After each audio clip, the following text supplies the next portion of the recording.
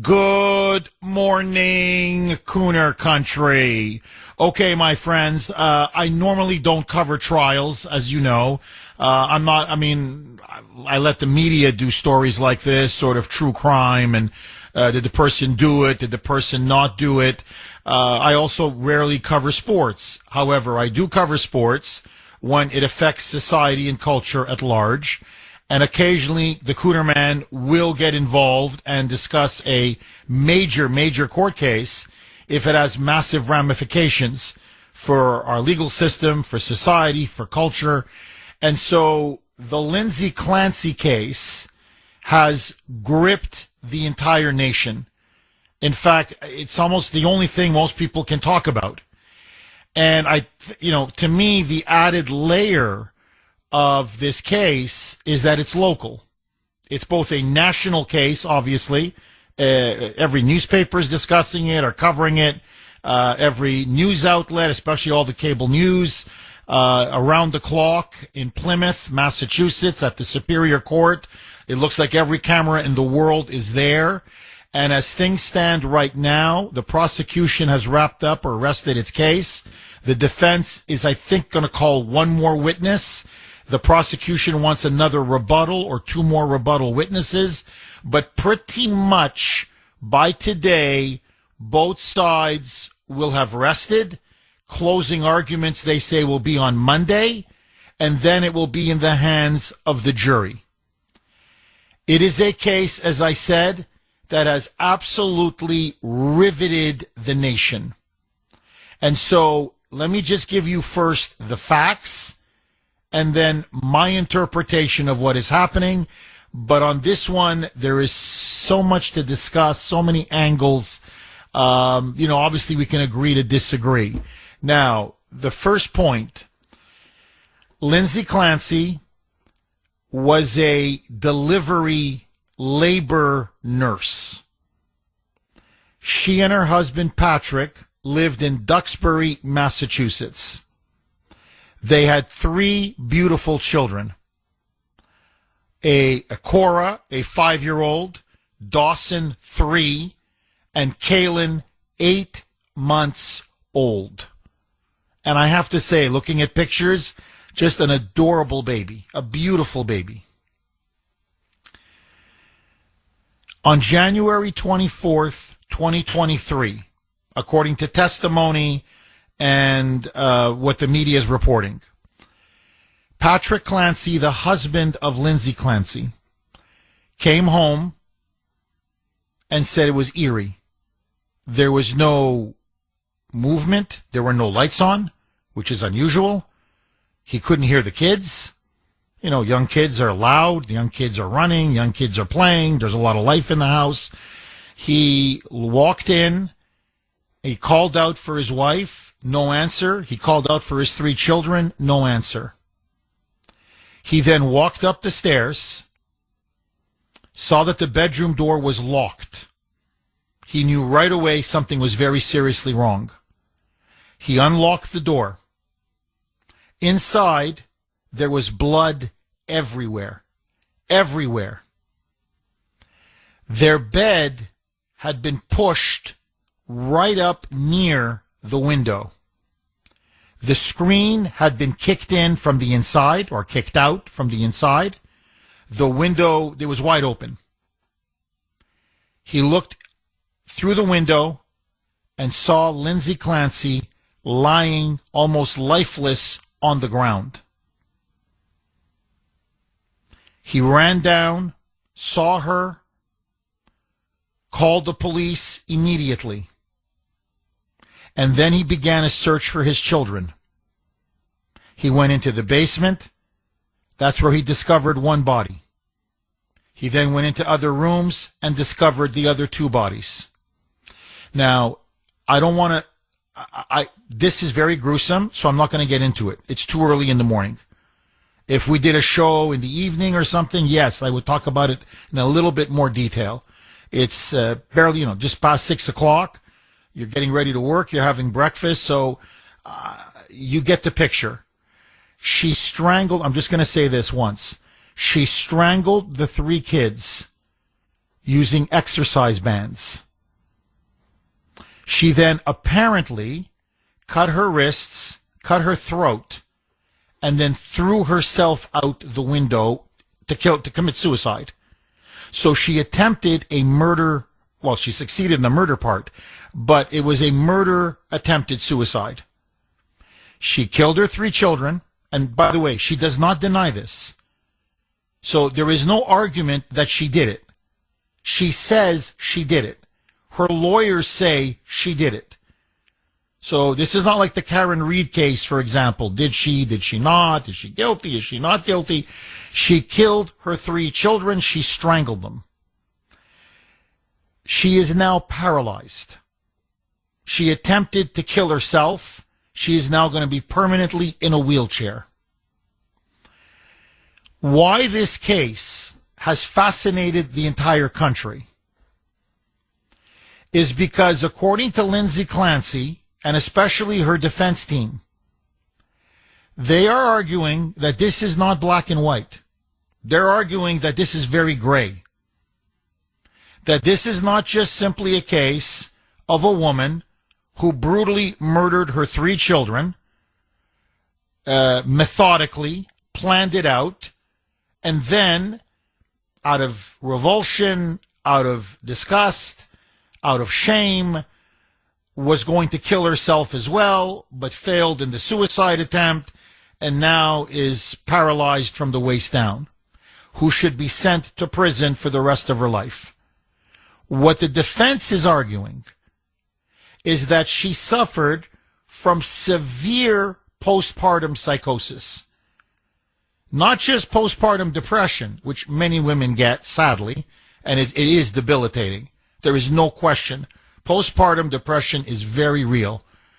And honestly, I think the one thing the pro-Lindsay Clancy people, I think, have a legitimate point, and I'm very sympathetic to, is how much more common postpartum depression is than people want to acknowledge, how painful it is for women, how crippling, how debilitating, and how they're often dismissed.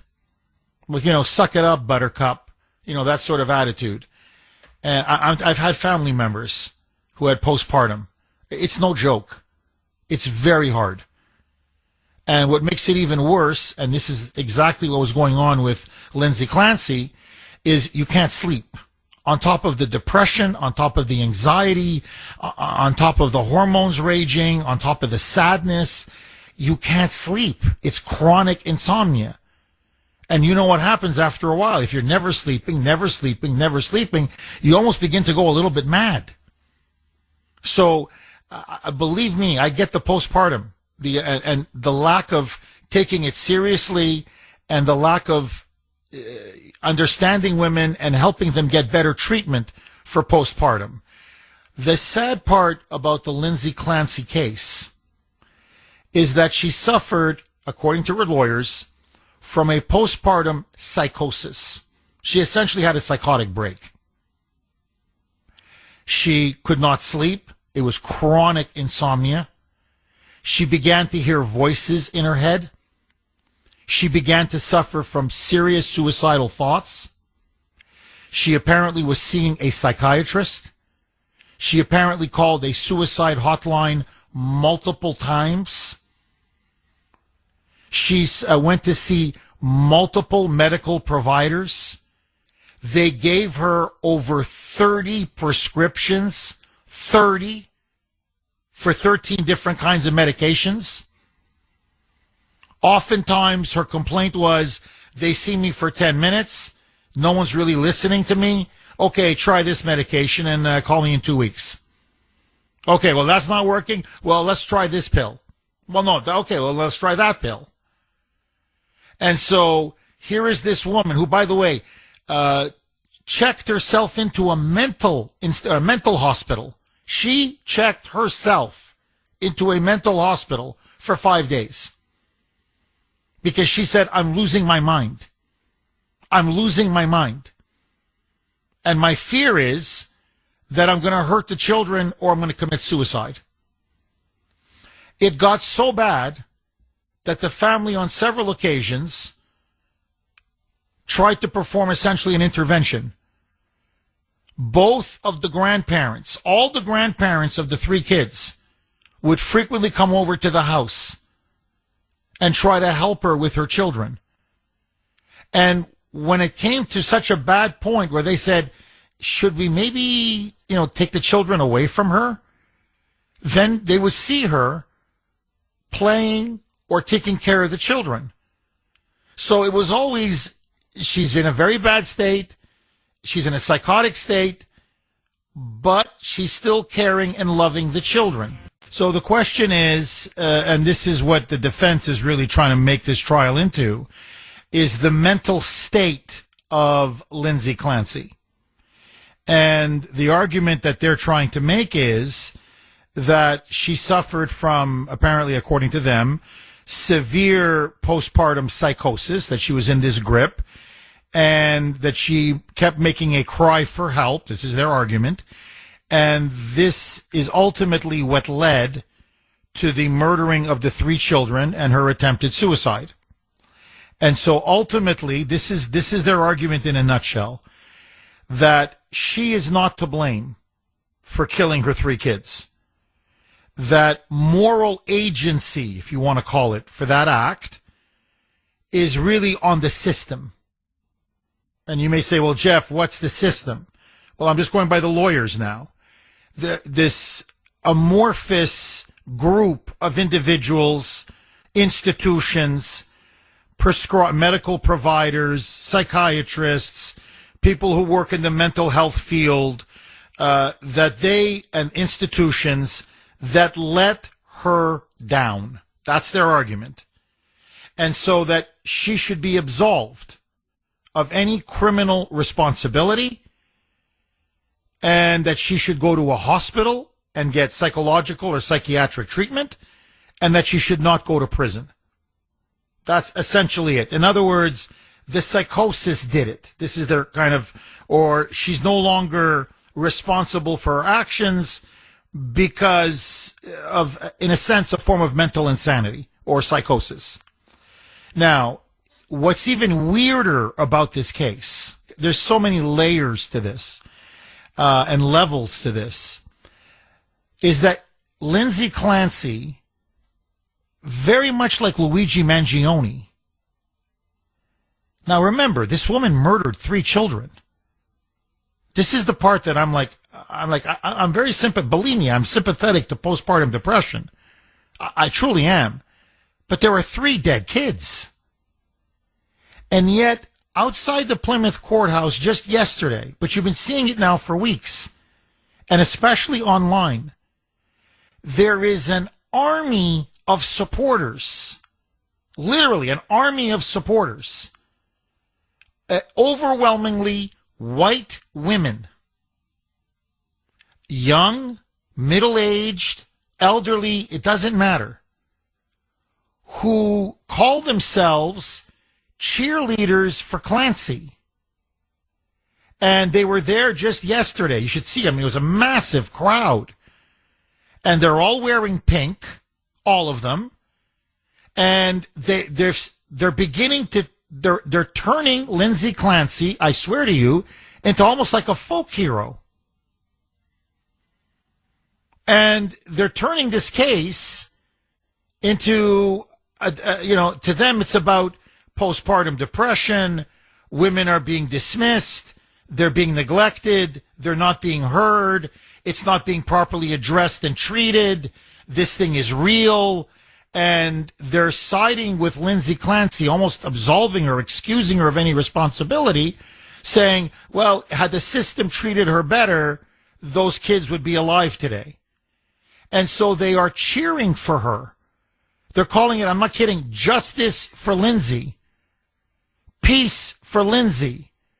So, like Mangione, even though everybody knew and by the way, he's pled guilty now, that he shot that, United Healthcare CEO right in the back of the head, cold-blooded murder, Mangione has this huge following and people are trying to justify or excuse or rationalize what he did.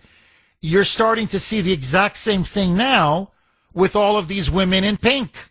They're all wearing pink in solidarity with Lindsay Chancey.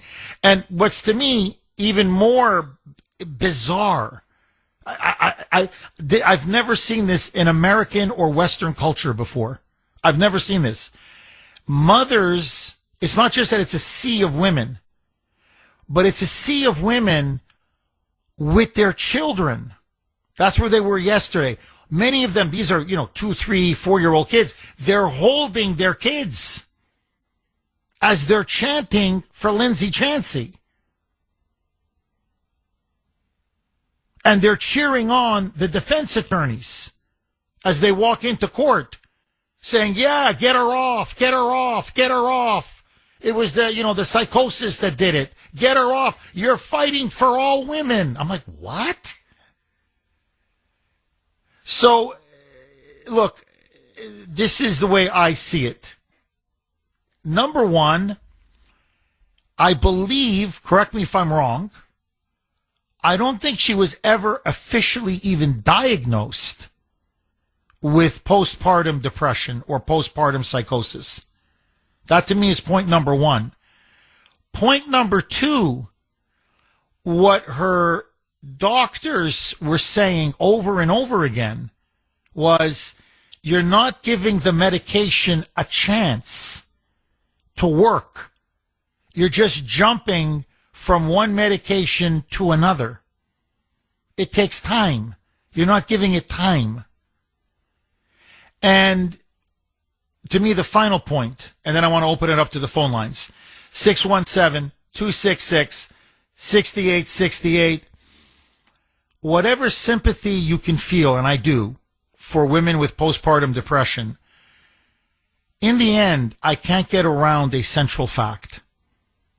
And the central fact is this. Where is the justice for those 3 kids? She was their mother. The last thing they saw was their mother murdering them. And these 3 kids did absolutely nothing wrong. Okay, lines are absolutely loaded. They're jammed. I'm going to go to the calls. Just one more minute and then a final exclamation point. So as I was saying just before the break, where, I'm looking at all these women dressed in pink, many of them carrying their own children. And I'm looking at this and I'm like, where's the empathy for the 3 murdered kids? Who's speaking for, for Kaylin, for Dawson, for Cora? What did they do wrong? They're innocent children. As I said, one was 5. Cora was 5. Dawson was 3. And little Kaylin was an 8-month-old baby. Now, who speaks for them? Where's justice for them? Again, I'm very sympathetic. I really am to people, to women who suffer from postpartum depression. I get it. But that doesn't justify murdering your 3 kids. This is what I find. It's very similar to me, again, to the Mangione case, where I'm like, no, there's a lot of problem with the way healthcare companies deny people insurance and how they're greedy and they cut corners, and I get it. But, you pass legislation, you reform them, you don't shoot the guy in the head. Well, it's like these women are going on about, well, we're not going to be ignored. We're not going to be dismissed. Postpartum is real. I get that. I really, no, honestly, really, I do. But how do you turn, I'm sorry, she murdered her 3 kids. I keep coming back to that central fact. And then, well, her mental state, she was hearing voices. Now at the trial, they're claiming in particular the day of the murder, an attempted suicide, that she was hearing male voices in her head, which is something new. She hadn't mentioned that before. So, they're trying to make it seem like she was, completely insane or off her rocker. Well, a lot of psychotic people murder people. I've never quite understood that argument. Well, a person was, psychotic. Well, okay. So, if you want, treat them when they're in prison. But that doesn't justify murder. I'm hearing voices in my head. Yeah, you're still going to jail. Doesn't absolve you of your responsibility. Maybe you'll get treatment if it's really, like a real psychosis or something. If it's really a mental health issue, fine, you'll get treatment. But you still, I'm sorry, justice is justice is justice. Now, let me just say one other thing. Both Sandy told me this and Grace, and I'm telling you it's women's intuition. What they both said to me was, they go, look, I can feel it in my bones. It's the verdict is almost irrelevant. I'm like, that's interesting. Why? And they said, because they believe she's going to commit suicide. Whether she goes to jail or goes to a mental hospital, the way the woman keeps breaking down in court, the way she's crying, she's in a wheelchair, you can see she's haunted by what she did, that she's most likely, it may not be tomorrow, it may not be next week, but that they believe eventually she's going to kill herself. That may be true. I'm serious, I never argue against a woman's intuition because I've been, Grace and other women that I know, my sister-in-law, I can't tell you how many times they'll say something, say female intuition, and they turn out to be right. So I never bet against female intuition.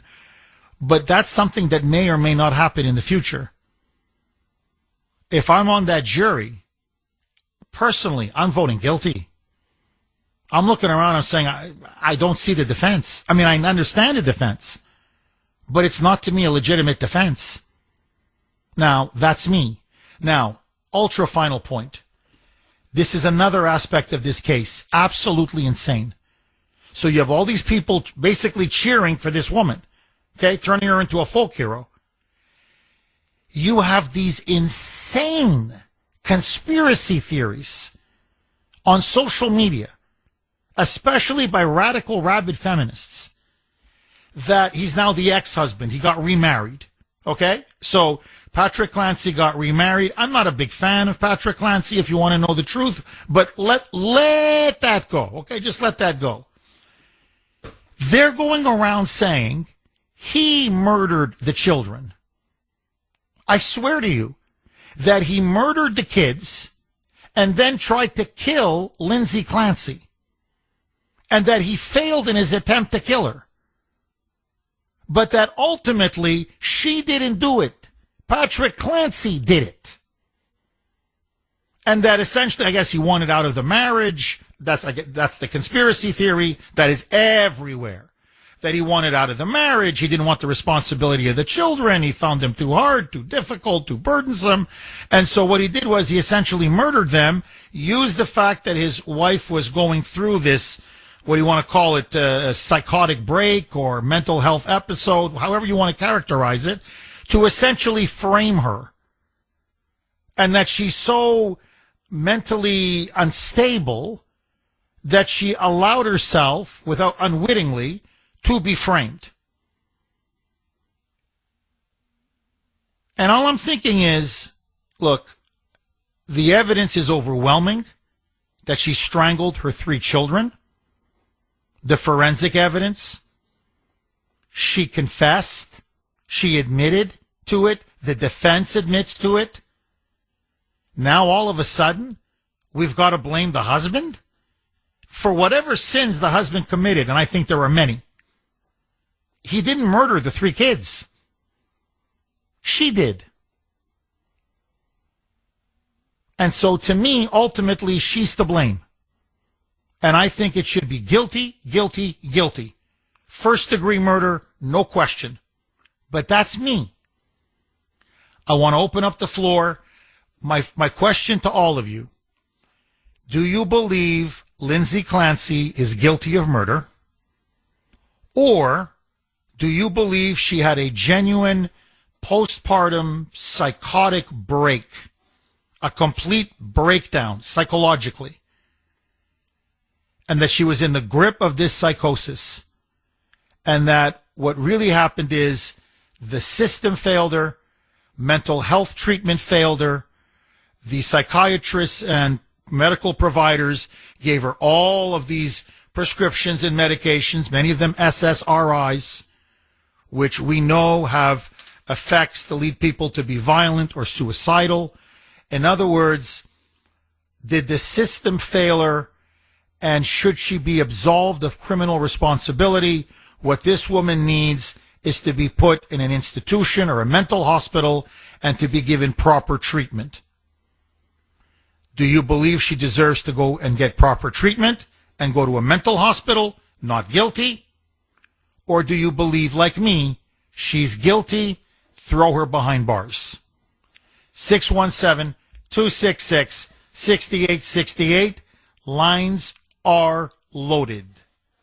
Lynn in New Hampshire, you're going to kick us off, Lynn. Thanks for holding and welcome. Hi, Jeff. How are you? I'm good. How are you, Lynn? Yeah, what a very sad case. So I've called you many times, and it's usually medical. I was an infertility specialist in the andrology field, which is with the men. But I've worked with a lot of pregnant people, with women and so forth. But the hormones, Jeff, I just want to mainly talk about what hormones do to your body. If you think of a woman's system on a normal pathway of how she menstruates, the hormone goes up, hormone comes down. During that whole process, your body's preparing to get pregnant every month. And the purpose of the menstruation is obviously, if there's not a fertilized egg, then that's when the blood, the shedding of the uterus, because the uterus is preparing for that baby. So in infertility, when women can't get pregnant, possibly age and different things about their eggs, maturity, the hormones can be all over the place. So the first thing we do is take a blood draw of their hormones. You had a gentleman call you once that had high progesterone levels because he had a tumor on his pituitary gland. And do you remember how this is when we were discussing transgenders and the different shootings and so forth. Do you remember how he said he felt? Women have this. So when you're... No, I remember. No, I distinctly remember. Lynn, can you just hang on? I want to take your call on the other side. I'm up against a hard break. Okay, I want to go right back to Lynn in New Hampshire. I got to tell you, the text line is already melting down, and you're getting two camps. Right away, you're getting two camps. So let me just give you very quickly both camps, and then we're going to go to Lynn. This is from, by the way, you can text the Kuhner Man, 70470. So this is from 781. Jeff, please don't misunderstand me. I am not trying to absolve Mrs. Clancy from her actions and the consequences. But that said, one of her medical caregivers, a Dr. Jennifer Tufts, prescribed a river of psychiatric drugs to her in the weeks leading up to the murders. Those drugs whose side effects are of unpredictable and often violent behavior are common. Now, my understanding, though, is that, yes, there were a lot of prescriptions and I think, 13 medications in all, but she didn't take them all at once. So anyway, from what I've read, she didn't take them all at once. Anyway, 617-266-6868. So a lot of you feel that she was mistreated by the mental health system. Then there's others coming in. This is 508. Jeff, let's get real. If the roles were reversed, if this was a husband who murdered 3 kids and then attempted to commit suicide, nobody would be making any excuses. This is nothing more than blaming evil white men. 617-266-6868. Okay, let's go right back to Lynn in New Hampshire. Lynn, so I just want to get to the core of the issue. Do you believe she is responsible for the murder of those 3 kids?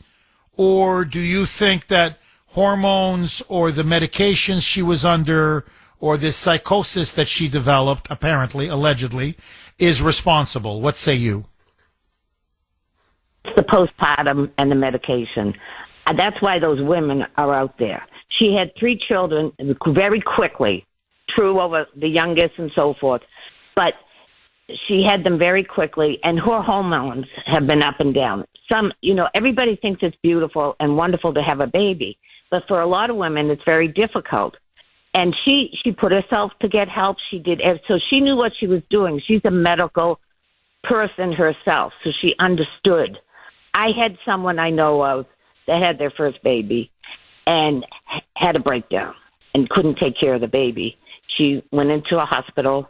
She became bipolar just at the moment of having this child, and she wasn't like that before.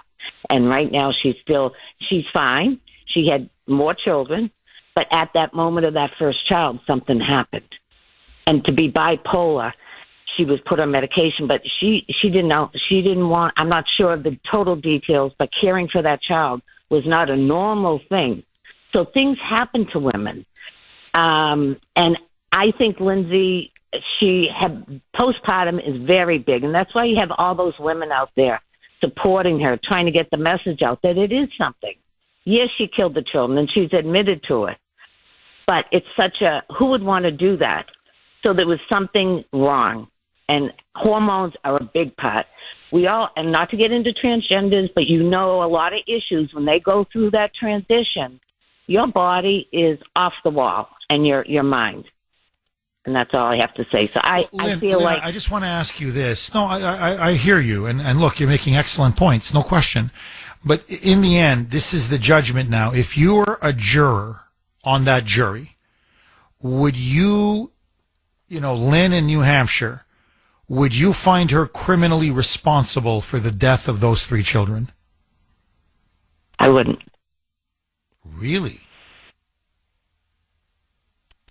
I mean, I feel she did it, but I feel like if she wasn't in the state of mind that she was in and got the help, it wouldn't happen. She already had 2 children, but again, they were at close age.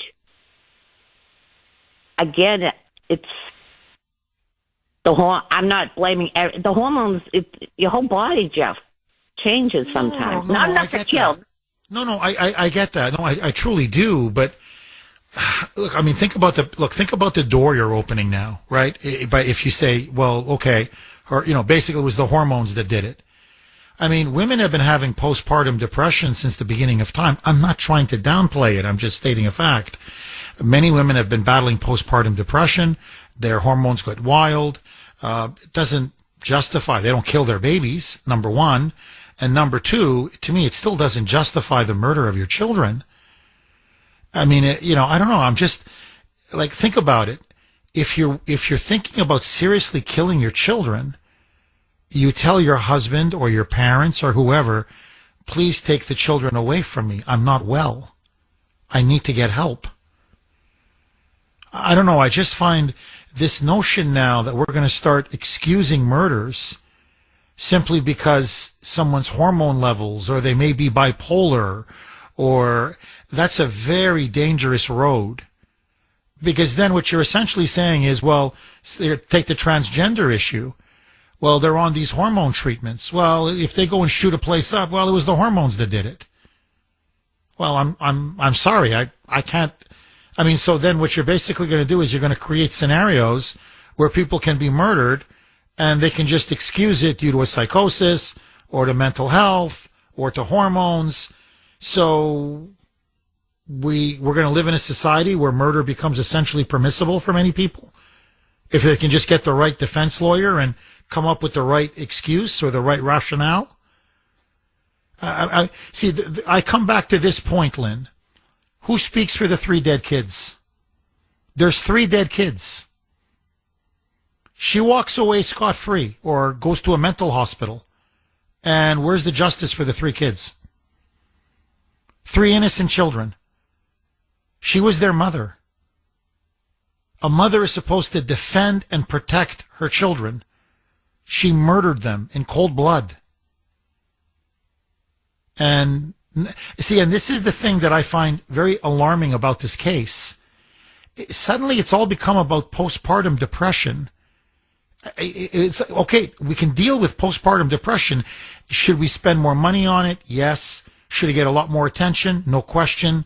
Should it be recognized much more and the treatment should be much quicker and more proactive? No question. But to me, it's a separate issue. It doesn't justify strangling 3 kids, strangling them to death, which is one of the most horrific ways to die. You know, think about what they're saying about women. Just stand back objectively, because I know passions are running very high. But just stand back for a second. For generations now, we have been told by feminists, women can run corporations. Women can have children and be president of the United States. Women can lead men into combat. Women can run entire organizations, have immense responsibilities, and should be judged for their performance because they're equally as capable as men. That's been the argument now for how many generations? And women are rising and rising and rising in every aspect of American life. Now, all of a sudden, well, the hormones did it. Well, no, she can't control herself. Now, so suddenly now, a woman is weak, pathetic, and not responsible for her actions. But on the other hand, she's just as good as a man, and you can put immense responsibilities on her. Because don't worry, hormones don't affect her. Because she's just as good and as strong as a man. What the message now is going to be sent is that women break under pressure.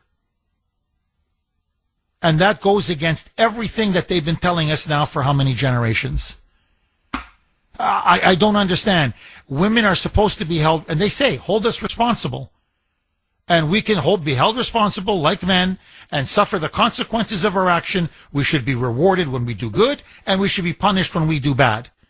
But now, all of a sudden, it's biology, or it's the system, or it's mental health, or it's the hormones.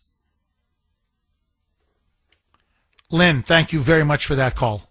617 I don't know, agree, disagree, 617-266-6868. Tony in Florida. Thanks for holding, Tony, and welcome. Good morning, Jeff, my fellow patriot, and I just want to first say thank you for talking about this today. I followed this very closely, this trial, and I just want to first say, Jeff, that I do agree with you completely. I just want to first say, I'm calling as a voice for the children. There just isn't enough support for these 3 children. I just want to say their names: Cora, 5 years old, Dawson, 3 years old, and baby Calvin, 8 months old. The 3 of them, as we speak, are all laying in graves at St. Mary's Cemetery in Scituate. By the way, next time my wife and I are up there together traveling, we're going to bring flowers to them. And this is all about those 3 victims, those children. Jeff, the prosecutors, Shannon Buckingham and Jennifer Sprague, have done an amazing job, heroic job, representing those children and seeking justice for their deaths. Just take you back to January 24th, 2023, as they talked about during the trial. So Lindsay Clancy carefully planned out, Jeff, this and premeditated this, okay? She mapped out how long it would take her husband to run the errands that she planned for him to go on, to go to CVS and pick up the Pedialyte that Cora needed. She was having some digestive issues. And by the way, she took her to a physical, Lindsay, earlier that day, and she was totally fine. Okay. And then planned how long it would take Patrick to go to 3V Restaurant in Plymouth to pick up the takeout food, the dinners. She clearly stated exactly what she wanted to order, And she called each of the places, CVS and 3V, and clearly talked to the managers and the hostess at the 3V to explain, the dinner she was ordering. Okay. When he left, she started this murder. Now, think about this for a second, Jeff. What does Lindsay Clancy weigh at the time? Let's just say 130 pounds. She's a full-grown adult woman, 32 years old, 130 pounds. I'm just putting that number out there. Maybe I'm off by a few pounds. She goes and she gets on top, or however she wasn't, she's the only one that knows whether she got on top of them or however she did it. What do these kids weigh, Jeff? 30, 40, 50? I don't know. She grossly outweighs these children. They were completely defenseless, and she takes an exercise band, and I'm familiar with what those are. Most people are. Each band has a different level of resistance, the colors of the bands, She takes each band and she puts it around their necks and squeezes the life out of them. And by the way, the death doesn't happen instantly. So the horror and the torture these kids were under, and to fast forward to right now, she needs 3 successive life terms without the possibility of parole. We need justice for these kids. Enough is enough, with hundreds of women standing outside of the courtroom, cheering for a criminal, cheering for a killer. Well, I got to say, Tony, that to me is the part that I just... It's, I told you, again, I don't want to keep repeating myself, but it's like those that came out in favor of Luigi Mangione. I'm like, what are you cheering for? What's the cause? Like, she's a folk hero now? Because, she murdered 3 children? I mean, I get it. They're saying, we need to, spotlight postpartum and postpartum psychosis. I'm like, yes. But what does this have to do with her murdering 3 children?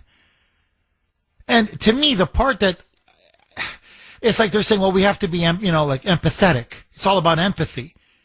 But what about empathy for the 3 kids? And these are women, these women in pink. You got to see them holding 2, 3, 4-year-old children. And so the question I would like to ask them is, so you're telling me that if you have a mental health breakdown, a severe mental health breakdown, or you had severe postpartum depression, that justifies you strangling your child? Like, do you understand the consequences, the door you're now opening?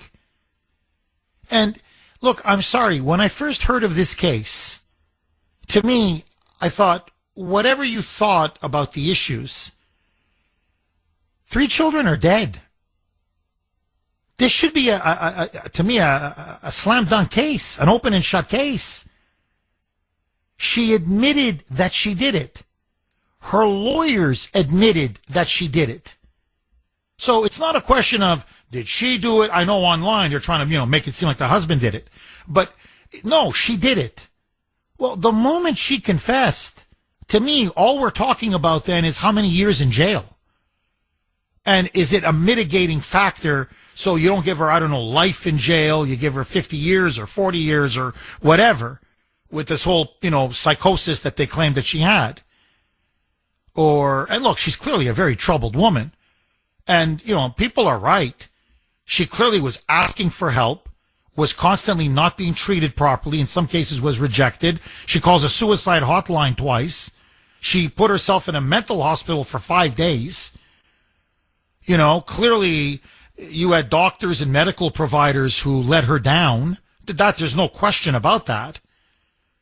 But you have to ask yourself, okay, but does that justify strangling 3 kids?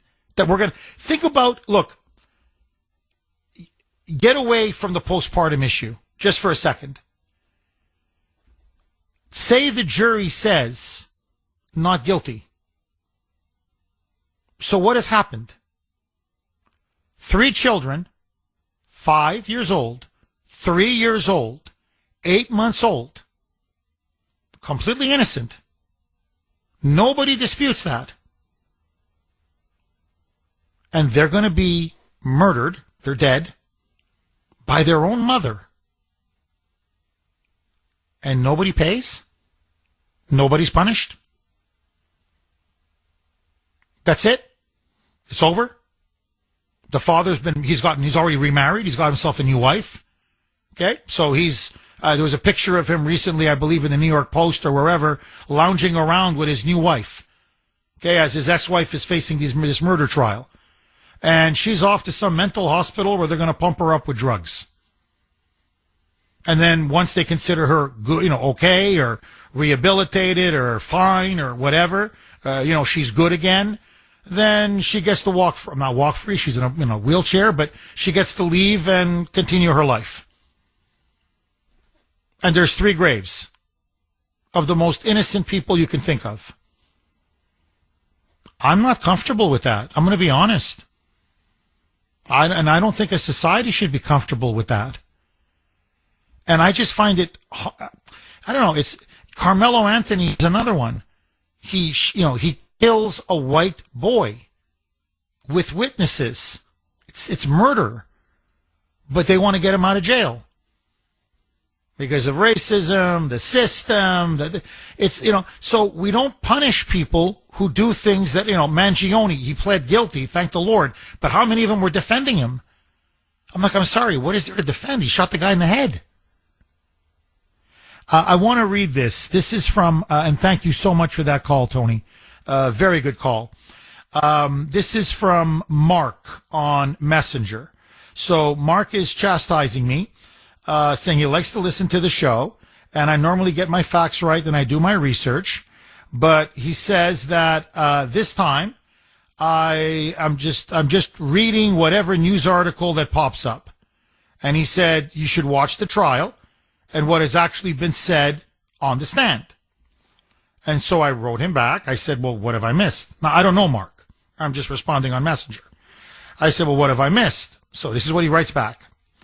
The doctors constantly pushed her away. Yes, I know that. Never gave her the help that she needed. Well, see, that's the other thing. There's a lot of people out there saying she didn't give the medication enough time to work, and that some of them do have side effects, but they wear off after a while. So that's in dispute. Let's just put it that way. There has been a lot of quote-unquote doctors that have said, yes, she showed all of these signs, but they did nothing about it. The police testified that they didn't do things right as well. Her husband's timeline and things with him never lined up. So I think, are we back to the husband did it? Like, is that the conspiracy theory now? Is that what we're going to be pushing? Also, postpartum psychosis is worse than postpartum depression. That's true. You should really watch the trial and not take the only information you have from news articles. Side note, I don't find mental health as an excuse for anything, but this lady did everything she could to get herself help, and she was pushed to the side. Okay, well, that's the defense, which is your prerogative, Mark, but that's the defense. So I quickly wrote back, I have watched the trial. I haven't watched the whole damn trial. I mean, I do have a life, but I've watched good chunks of the trial, and I've been following the trial. And so my question back to Mark was, so it's okay that she murdered her 3 children? Question mark? Because that's the fundamental question. Everything else is conversation.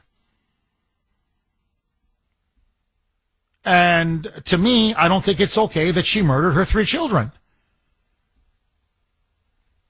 To me, it's really that simple. Now, look, remember this. She had a nanny. The kids went to daycare. She had 4 of, the 4 grandparents. 4 were helping out. 4. She had a lot of help at home.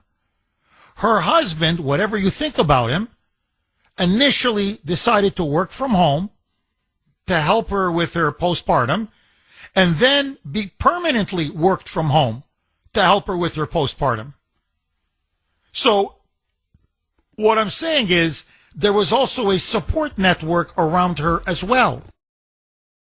Joanne in Quincy. Thanks for holding, Joanne, and welcome. Yes, good morning, Jeff. Thanks for taking my call. My pleasure. This is an interesting case. I agree with pretty much 100% of everything you're saying. I'm 73 years old. I think back in the day, the focus was on the victim. These days, the focus seems to be on the perpetrator. Kind of a sad story to start with. I am remembering, my comparison may be totally nuts, but I am remembering the case of Jeffrey Dahmer. Do you recall that case? Well, I mean, I didn't follow it at the time, but yeah, no, I'm familiar with the Dahmer case. Yeah, please go ahead, Joanne. Yes, so he was as sick as a person can be. He had every mental health diagnosis that a person could have, psychopath, sociopath. But to the best of my recollection, he was found guilty in a court because of his crimes, because at the moment he committed his crime, he was aware that what he was doing was wrong. And so he went to prison. I think he was actually killed in prison. But I kind of feel the same way about the Lindsay Clancy case, that yes, at the moment she committed these crimes, she knew what she was doing was wrong. Well, you know, Joanne, I agree with you. And to me, the proof is that she tried to kill herself after she killed her children. I mean, you know, if she didn't know right from wrong, then why did she try to kill herself? Cut her wrist, cut her throat, throw herself through the window. I mean, in a way, the woman's already been punished to some degree. She's paralyzed. From the waist down, she's going to be in a wheelchair for the rest of her life. And you can also tell on her that she's just overwhelmed with guilt. Just overwhelmed. So this is why, you know, Sandy and Grace both said to me, trust me, female intuition, you know, Jeff, whether they find her guilty or not, I think she's going to kill herself. In other words, there's going to be, you know, like almost like how do I say this? It's like capital punishment, except she's going to administer it on herself. So now, again, we don't know. I hope that doesn't happen, obviously. I don't want her to hang herself. But what I'm just saying is I wouldn't be surprised. But I'm looking at it, you know, as a commentator, and I'm looking at it from the point of view of justice for those three kids. And Joanne, and I'm with you. We increasingly now are not looking, to me, when there's a crime committed, the lens that we should be looking at the crime is through the victims, not the perpetrators. To me, there's way too much emphasis on the perpetrators, their feelings, their emotions, what's going through their mind, their intent or not intent, or I'm like, look, you've got, in the end, I'm sorry, when you know, it's cut and dried. You've got three innocent young children. One is 8 months old, for God's sake. And they were strangled to death by their own mother. To me, on one level, I'm like, what are we even talking about? I'm sorry. Now, look, it's very clear. This is why it's captured the nation's attention. I get it. It's captured mine. Because as I'm watching the trial, I keep shaking my head. Because you see that this woman, in many ways, is begging for help.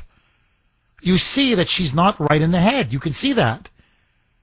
And, you know, you got the mother, you got the mother-in-law, and they're all saying, you know, she's struggling, she's complaining. I mean, there's one where she says, you know, I'm afraid, I'm so afraid, I'm hearing voices. Can you sleep with me? Like, just lie in bed with me, I'm so afraid. You see, what I don't get is, that's why I'm not a big fan of the husband. This is your wife, for God's sake. These are your children. Be a man. Step in and say, honey, listen to me. You're not well. It's okay. You're not well. And you're going to get treatment. And we're going to focus on treatment. And my mother or your mother, or we'll do it whatever, jointly or whatever, and of course I'm going to pitch in, they're going to take care of the kids. Someone's going to take care of the kids, okay?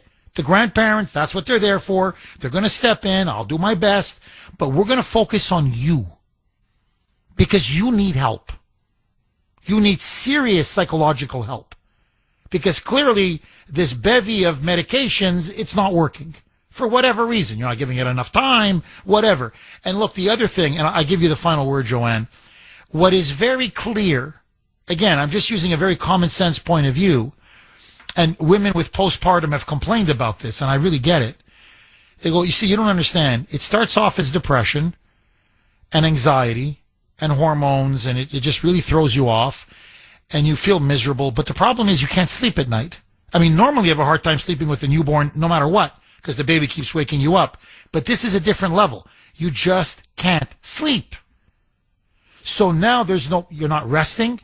Now you're more nervous, more anxious, more depressed, which feeds to more insomnia, which then feeds to more anxiety. You see, it's like a vicious cycle. So what is clear here is that, and she keeps complaining over and over and over, I can't sleep. I can't sleep. I'm going, like as she puts it, I'm losing my mind. I'm going out of my mind. I'm slowly going insane. Like I'm losing my faculties.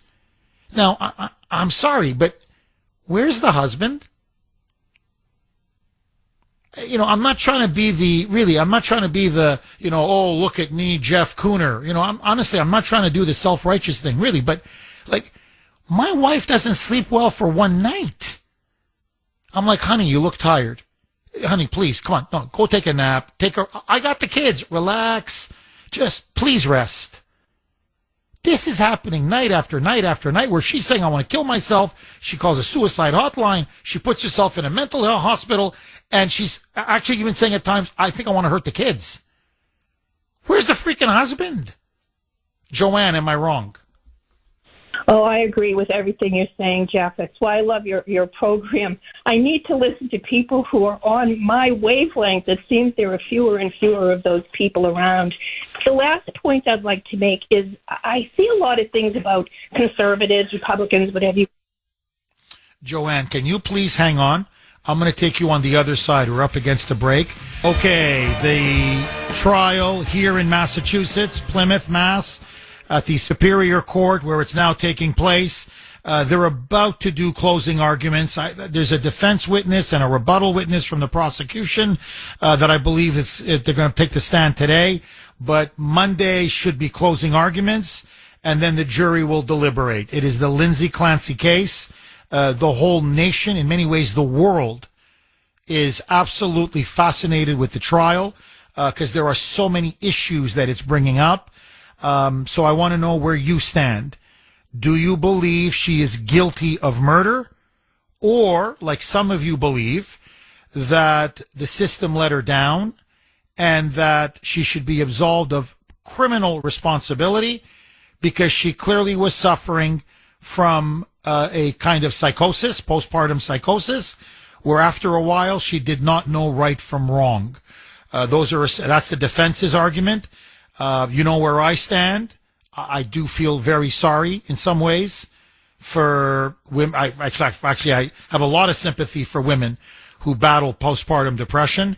And in ways when you hear how she's begging for help and the medical system is just, it's not responding well. It's letting her down.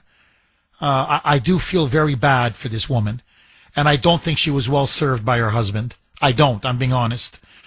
So that's why there's a certain sympathy factor that I think some people have.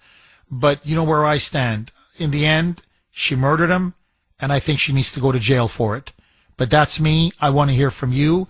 Let's go right back to Joanne in Quincy. Joanne, you said you had one more point to make. Please, go ahead. Yes, thank you, Jeff. No, you just proved my point.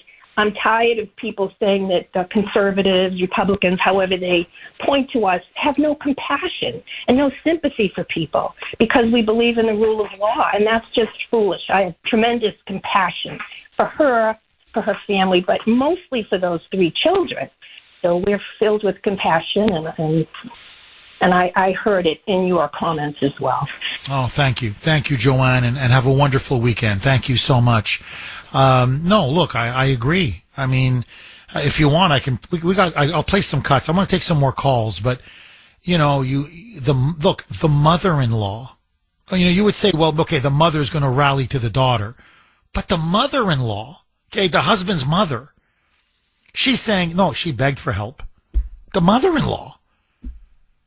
To the point where she says, I have a discussion with my son. Lindsay is saying she's going to kill herself. Lindsay's saying she's going to, maybe even hurt the kids. Should we get the kids out of the house? And they're almost about to make a decision. Yeah, let's do it.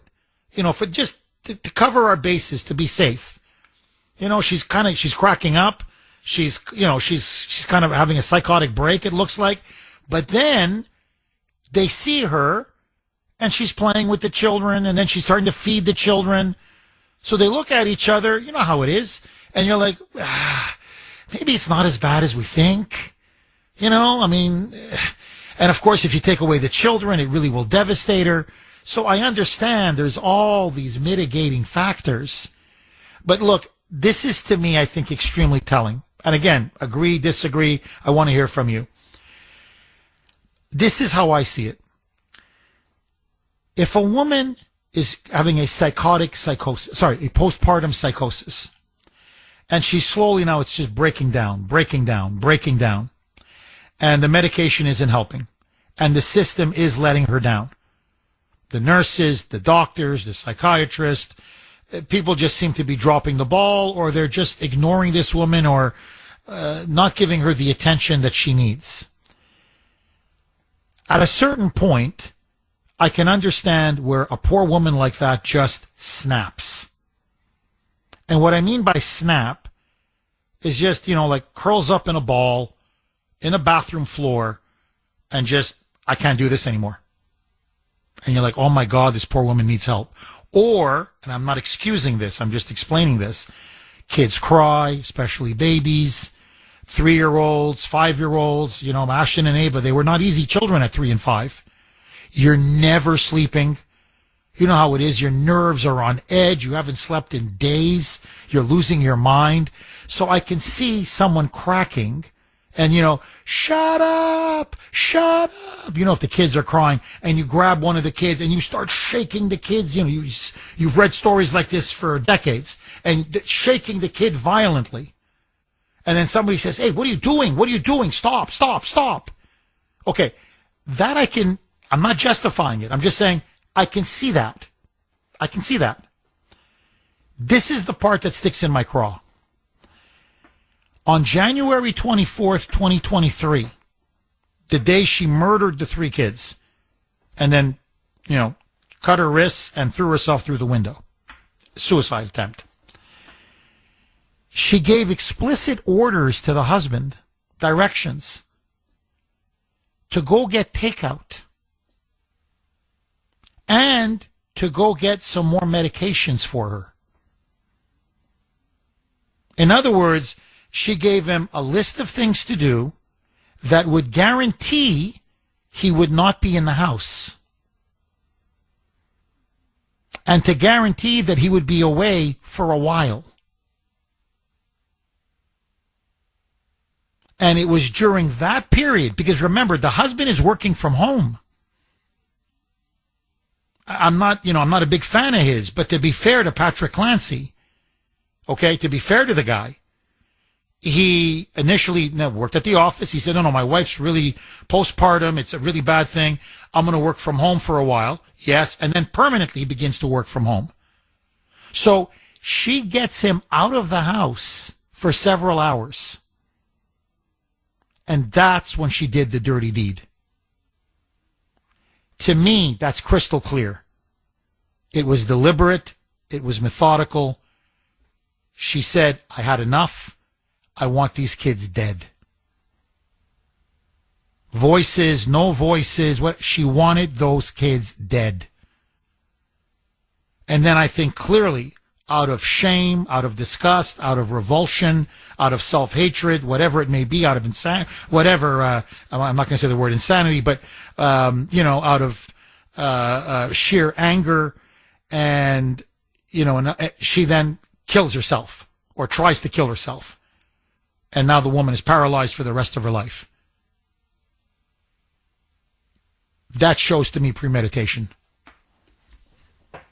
That's the one. If I'm a juror, never mind the 3 dead kids.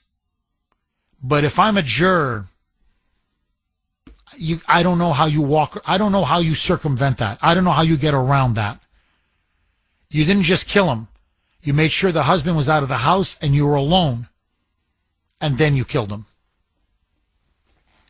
Bob, just my opinion, Bob in Raynham. Thanks for holding, Bob, and welcome. Hi, Jeff. Hi, Bob. I'd like to make a few points, if I may.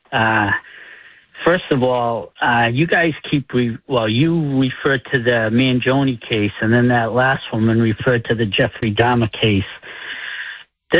What this woman did is millions of times worse than that, because neither one of those people, they didn't know their victims, really. This woman murdered 3 little kids, 2 of them with, had minds about them. The other one, 8 months old, not quite, but they trusted this woman with their life, and they loved their mummy. That was their mummy that they looked up to, and she, went to different rooms in the house and put, that thing around their neck. And, like one of the callers says, they didn't die instantly. So, I mean, this is a million times worse than the Mangione case, in my opinion. So that's one point. The second point is that I believe, having experienced it with both my brother and my father, and the mental health system is broken across the board. And as great as the medical field has advanced in some things, I still don't think they have a really good handle on the mind. So anybody that's under any kind of medication, as you said, you're opening a Pandora's box. Could be said, oh, well, they weren't medicated right or whatever, so they're justified in performing this killing. And there's absolutely no justification on planet Earth for killing your 3 children. Bob, I couldn't have said it better myself.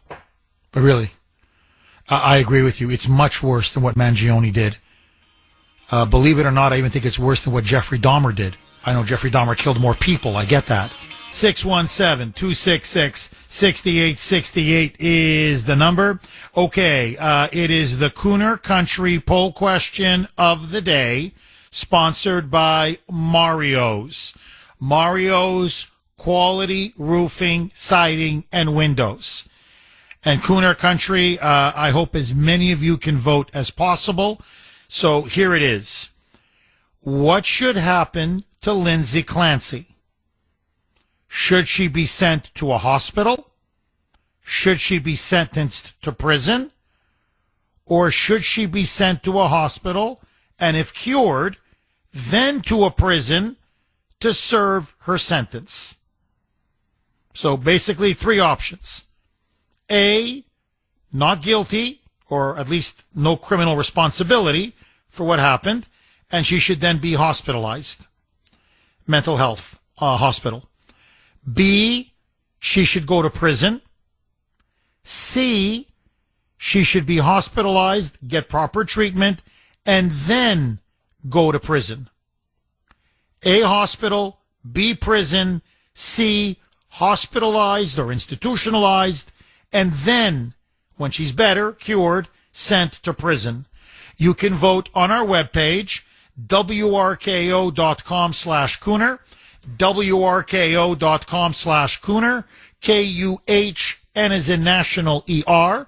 You can also vote via X. Oh, was I active on X last night?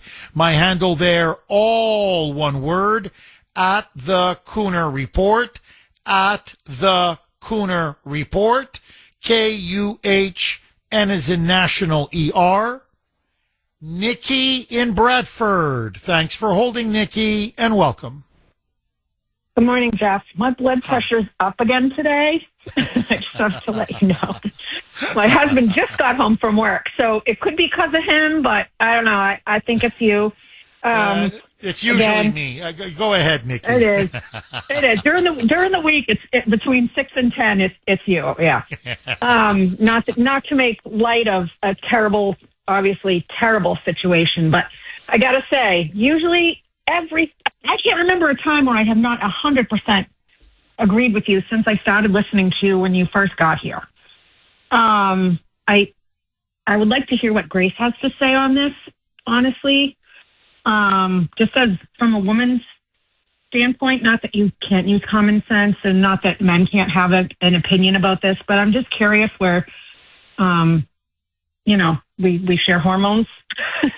I feel like she should go to the hospital. I think that the jail that she is living in now, the prison she'll have for the rest of her life, I feel like that's punishment enough. And if she's not truly sorry and she did actually intentionally do this, which I do not think that she did, I think God will punish her more than enough when she gets there someday.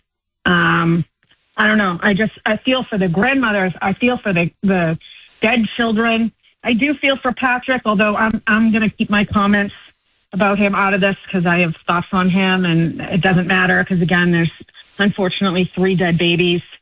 I don't know. I think it's short-sighted for some of the callers, and I've seen a ton online the past couple hours in response to yesterday with the women who dressed in pink. They're dressing in pink, in my understanding, because it's bringing awareness to women's mental health, which obviously has been brought to the forefront of this case. In no way is anyone saying, yay, this chick killed her kids, let's dress in pink and cheer her on. That's ignorant. Who would even think? Like, what? I know that morals have changed in this country, but come on, not that. I think that's disgusting. I think that's insulting. Well, Nikki, I think what I'd love to get your take on is if you were on that jury in Plymouth at that Superior Court, when closing arguments are done, you go and you deliberate. What would Nikki vote? Would she say guilty or not guilty? Of insanity and have her committed and helped and go from there.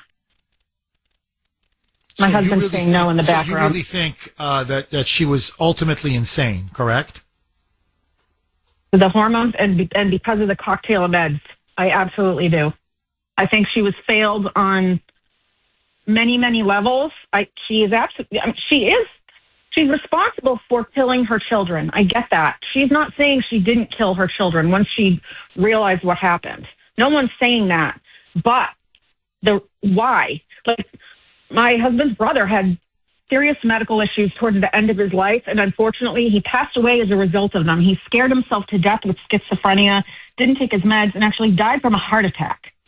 That was not the brother-in-law that I had even 10 years prior, 20 years prior. That's not the brother that my husband grew up with from the day my brother-in-law was born. So, the study of the brain and all these chemicals that they were giving her and what she took and what she didn't take and what was she mixing them with and how much and were they out of her system? That has to play a role. I don't think her mother-in-law even got on the stand and said she was a wonderful mother. I loved my daughter-in-law. She loved those children. Not for nothing. Again, my husband's standing right here. My mother-in-law would have thrown me under the bus even if it was for shoplifting a candy bar. So, I'm glad she had a great relationship with her mother-in-law. Sorry, I don't mean to laugh. It's such a serious situation, but the way you phrase it is very funny. Let me just ask you this, because this is where I look at it from. But, again, we can agree to disagree. Okay, she's found not guilty by reason of insanity, and the system let her down. The system failed her. She ends up being institutionalized. Eventually, she will be released. 5 years, 10 years, 3 years, 7 years, who knows? And then she's back. I know she's in a wheelchair. I get it. I know this poor woman is, she's paralyzed. But still, she's back. The husband's already gotten remarried. So I guess the death of the kids didn't bother him that much. Okay. So he's already been remarried. The 3 kids are dead. Where's the justice for the children? Again, I'm just saying that there's 3 children that are dead. And I know you know that, Nikki, but I'm just looking at it, just telling you from my point of view. There's a 5-year-old girl who loved her mommy very much. There's a 3-year-old boy who adored his mother. And there's an 8-year-old baby who the grandparents adored. So it was just a beautiful baby. You know, just a wonderful, innocent baby. You know, the pride and joy of the family was Kaylin, that little, beautiful little baby. No one goes to prison? Everybody just walks away scot-free? I'm just curious, what do you say to that argument, Nikki? I think scot-free is a stretch. Like I said, I mean, me as a mother, I would suffer with that for the rest of my natural born life. I think, like I said, I think the internal prison, that if she does get her mind right and she has actual help and they quote fix her brain or whatever they got to do to get her back to the woman that everyone insists that she was beforehand, I think that if that day ever does come, I think that the internal prison that she would live in would be hell on earth and worse than any actual physical prison. And I don't know, maybe there is no justice for the kids. There isn't anyway. I mean, they're dead. They're gone. I don't know. It's hard. But I'm going to let you go. Nikki, before you go, just very quick, say that was a man.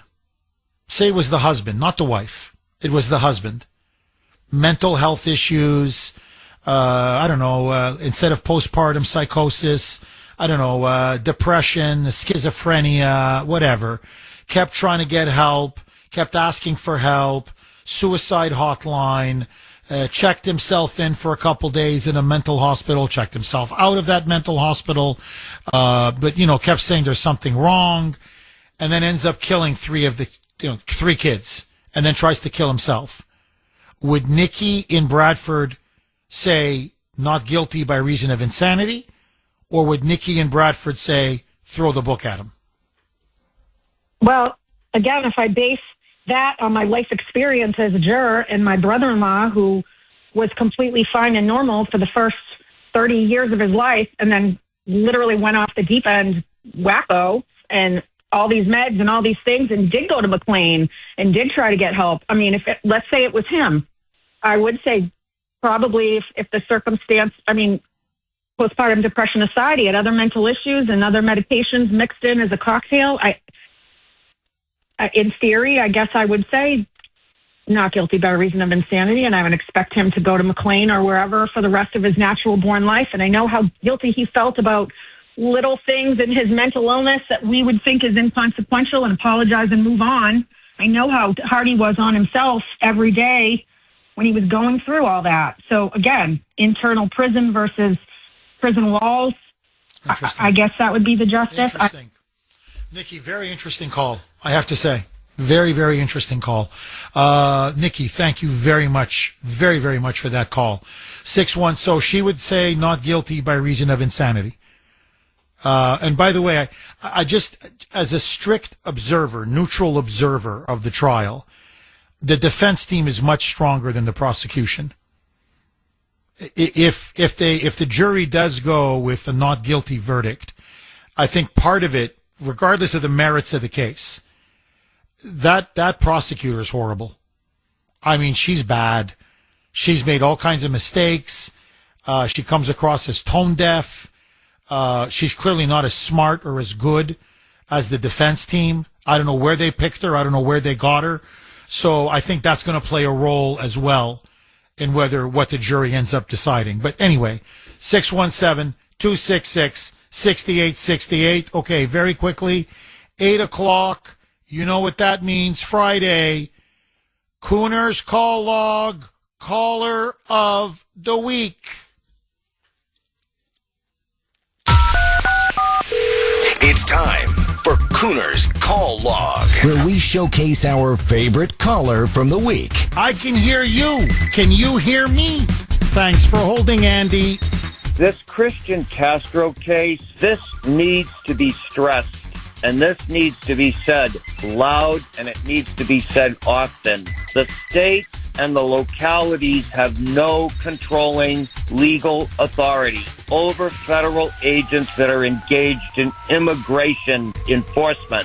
Matter of fact, the supremacy clause in the U.S. Constitution trumps both the states and the localities in this regard.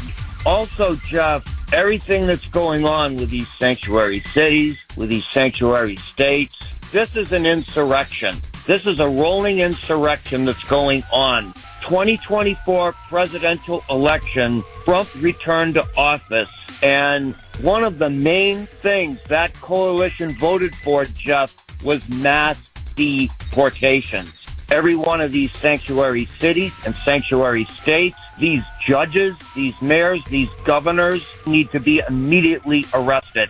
These deep blue jurisdictions that are defying federal law, they need to be put under martial law for the time it's going to take to complete these mass deportations and get all these illegals out.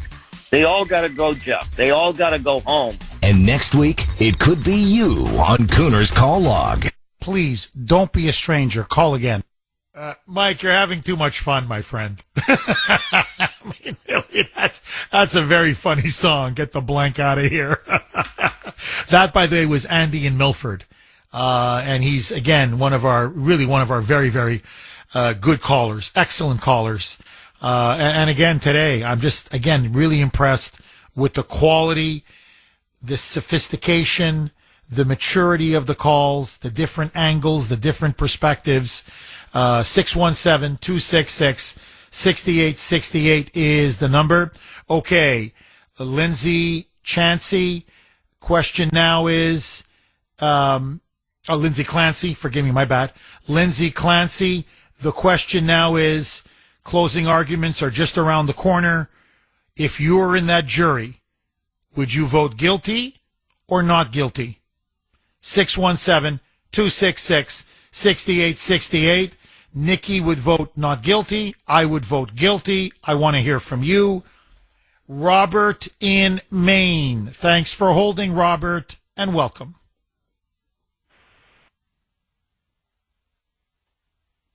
Robert? Okay. Let's see if we can reconnect with Robert. Maestro Mike, who do you want me to go to next? Michael in Boston. Thanks for holding, Michael, and welcome. Good morning, Jeff. In the legal world, it's kind of like black and white. So where we are right now is a question. And the question is of sound mind. Is there anybody listening that can tell me that Lindsay was of sound mind? The chemical cocktail alone put her out of that bracket. There was no one that can convince me that she was of sound mind at the time of the murder. Her mind was in a different place, and it was not sound.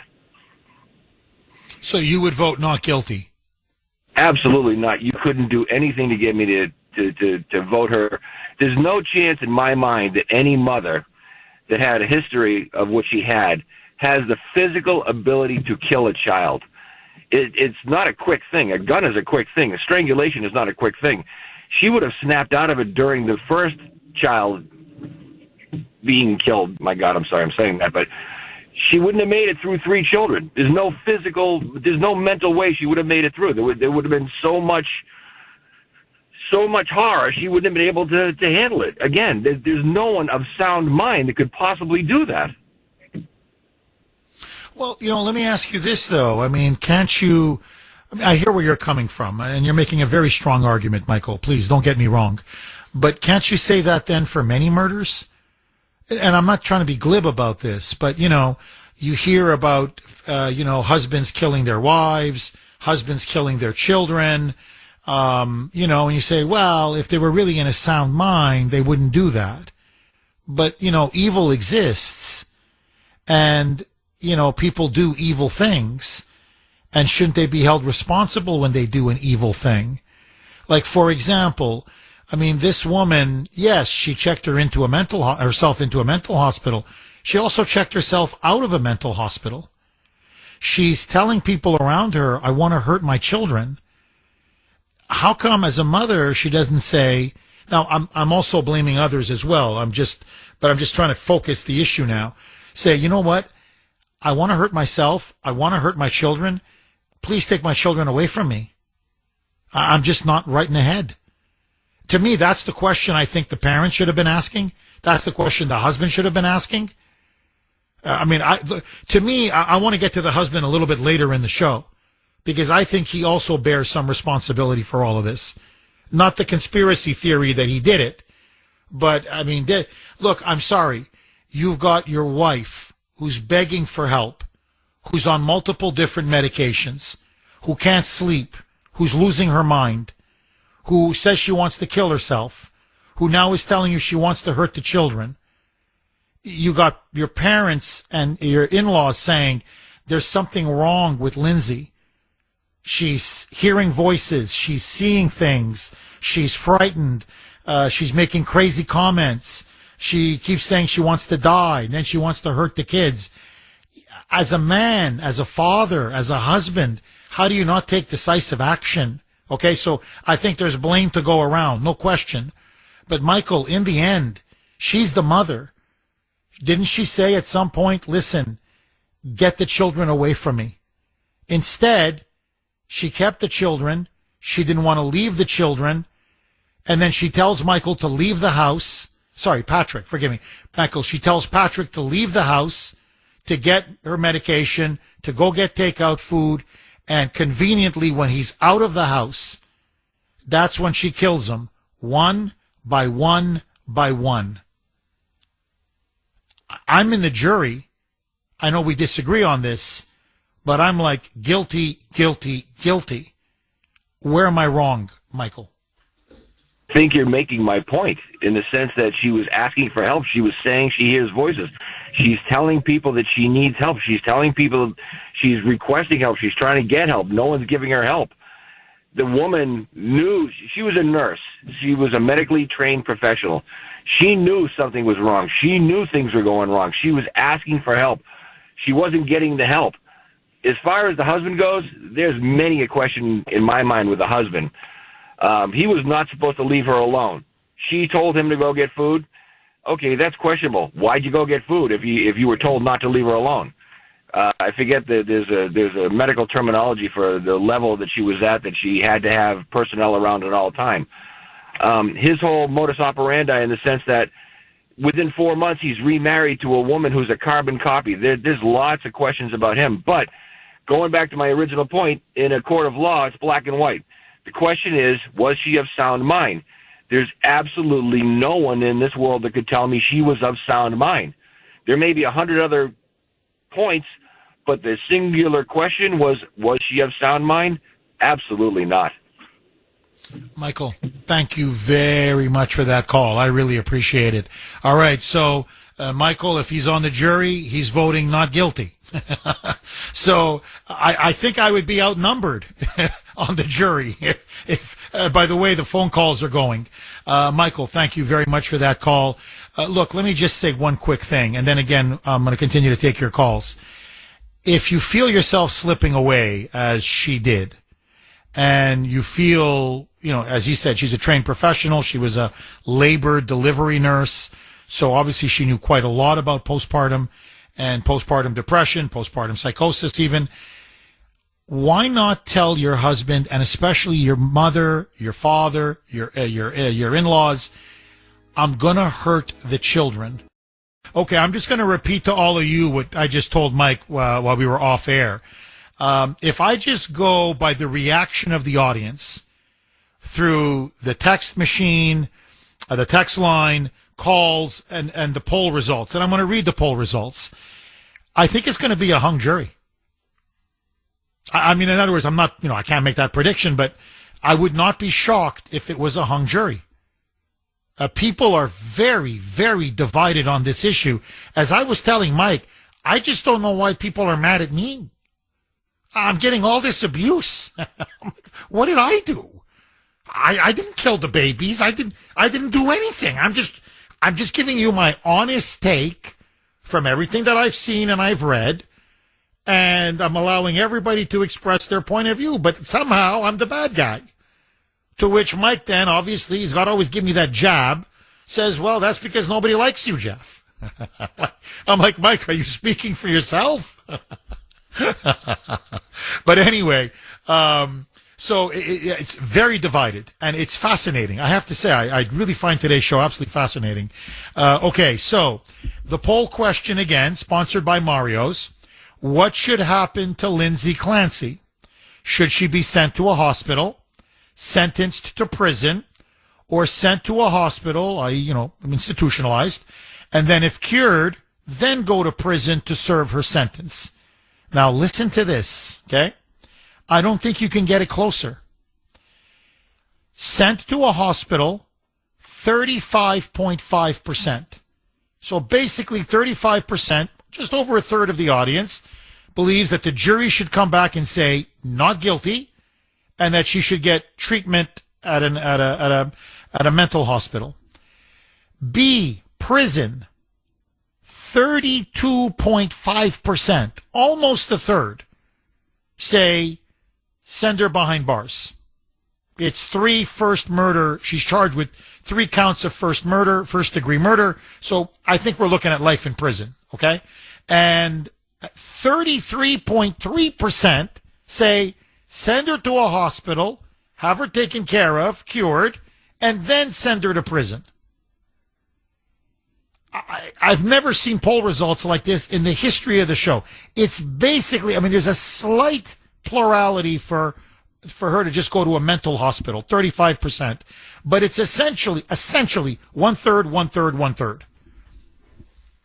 Fascinating. Now, it's and you can see it in the comments. So this is from Marianne down in Florida. And here's what she writes.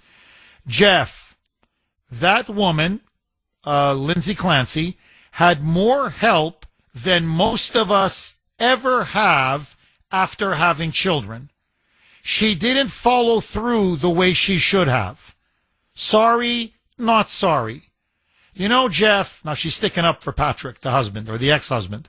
Patrick just got remarried this year. What was he supposed to do? Wait and hold the hand of the mother who killed his children and destroyed him as well? Who the hell are we to tell anybody how long to grieve or how they should grieve? Do you think he's not still grieving? Don't even say that, because that is just wrong. You know I almost always agree with you, Jeff. But that statement I can't agree with. He has a right to live his life after what she did to his children and destroying everything they had. And then Marianne ends with this. She was Lindsay Clancy, was a very well-trained labor and delivery nurse. This is all on her. She did not tell anybody that she was going to hurt the children. She said she had thoughts of hurting the children. And in psychiatry, that's a difference. I'm tired of hearing this BS about her. She was responsible for herself. Her husband even said that the day that she did this was one of her best days ever. How the blank was he supposed to know? There was no way he could know what she was going to do. Interesting. Okay, completely different point of view. This is from Lisa, who also makes a very, very good case. Here is what Lisa says. Jeff, she was a labor and delivery nurse. It is insane that people would actually think that she would do this purposely or at all. In fact, it's really concerning. You really need to check all the facts and go back and read all the things that have gone on. It is pretty weird that all the voices stopped. Once Patrick was gone, he was doing all of this. She was telling people, I want to feel good again. I don't want to feel like this every time. She was with him for a long period of time. She was out of it. Then she would go to the mental facility. She was clearer and she was better because he wasn't around there drugging her. If he knew that his wife was sick and wanted to have the children, why would he go anywhere or leave her at all? It makes no sense. So he willingly left her alone. That's his fault. If he knew that his wife was sick and wanted to have these children hurt, why would he go anywhere or leave her at all? Meanwhile, he's taking trips for days and weekends, weeks at a time, leaving her alone if she's so unstable while he's cheating on her, and then he calls 911 and he talks to them. He says, she killed my effing kids. But you wouldn't be like my babies, my kids. Oh my gosh. Then he walked into the house and he's randomly walking around looking for her. He notices it's quiet. You have 3 young children. It's going to be loud in your house no matter what, and it's silent, and it takes him now how long to even look for the kids? It's all insane. I cannot believe that you have not looked into these points. I'm really shocked. Look at his sick, smug face. No emotions. She's there, hysterical, hyperventilating. When she's hearing what happened, she loved her children more than anything, and evidently he did not. So Lisa is convinced that Patrick either did it or had a hand in the murder of these 3 kids, which I know a lot of people online are saying as well. Okay, very quick, as I'm going right back to the blazing phone lines. This is from Larry on Messenger. And he says, Jeff, he makes a very good point. Here's another very important angle we should consider. Think of all of these school shooters. And it turns out that many, if not most, were on very similar drugs that Lindsay Clancy was taking. SSRIs, etc., etc. Yet no one comes to their defense. No one wears pink for them. No one says that what they did was justified, even though we know that for some people taking these drugs or these medications has very serious, violent side effects and consequences. To not be of sound mind, there's no way Lindsay Clancy could have planned this exactly out. Feelings have no place in law. Larry's point is, for her to have planned it the way she did, having the husband go out, having him, get the medication, take out, whatever, and many people are right, he should not have left her alone, but that's a different issue. For her to tell him to go, get takeout, go get medication, he's out, and then methodically kill all 3 kids. Larry's point is, she was of sound mind enough to plan it, methodically and execute it to a T. So Larry's point is, no, she was of sound mind. Interesting. And that ultimately feelings, emotions, sympathies, whatever that may be, regarding Lindsay Clancy and her condition and what she was going through, ultimately should have no place in law. Agree, disagree. Kay in Chelmsford. Thanks for holding, Kay, and welcome. Hi, Jeff. Thank you for taking my call. My pleasure, Kay. I watched some things. I know it's online. They call it conspiracy theory. And a lot of times, especially what's happened lately, a lot of the conspiracies have come true. I feel that the husband had a big play in this. He was seeing this woman. He was having an affair on her. And there's just so much evidence that it might, who actually, did she actually say herself that she did it, or is it all hearsay? No, my understanding is she admitted that she did it. She says she did it. Her defense says she did it. Because I know that the husband had said she did it, and that when the police officers or the people, the firemen, whoever came and found her, they said that her thyroid was crushed and she couldn't speak. Well, my understanding was, from everything I've read about the case, was that she murdered the 3 kids, and then she cut her wrists, and she threw herself out the window, and she crashed onto the ground, and that she was lying there. That's how she shattered her body, and that's why she's paralyzed from the waist down. And so he says that he came home and said that he found the house empty, or initially he thought it was empty. It was all dark. He knew something was wrong. He sensed something was wrong. He said he walked up to the bedroom. The door was locked. He said, then I knew something was wrong. He then opened the door, basically, busted it open or jarred the door, the handle loose, and said there was blood everywhere. Blood everywhere. And that the bed had been pushed right up next to the window. And that the screen had been smashed from the inside out. And that the window was completely open. And I assumed the blood was from her cutting herself. But anyway, he looked. He found her lying underneath the bedroom window because she threw herself through the window. He then went outside, looked at her. He called 911. She was apparently completely unconscious. He ran into the house, went into the basement, found one of the children murdered with an exercise band, and then he went upstairs and he found the other two kids. And then the police arrived, and then he said, she killed my effing kids. She killed my effing kids. Do you recall what, if anything, Patrick was saying as you encountered him? Upon his observation of us, myself and Officer Hall, he proceeded to head in our direction, leaving that room.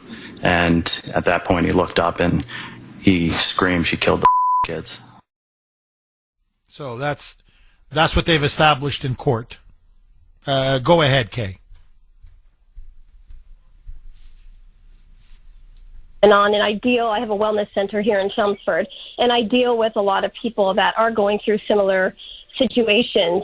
It just seems very strange with some other things that have happened that it was premeditated.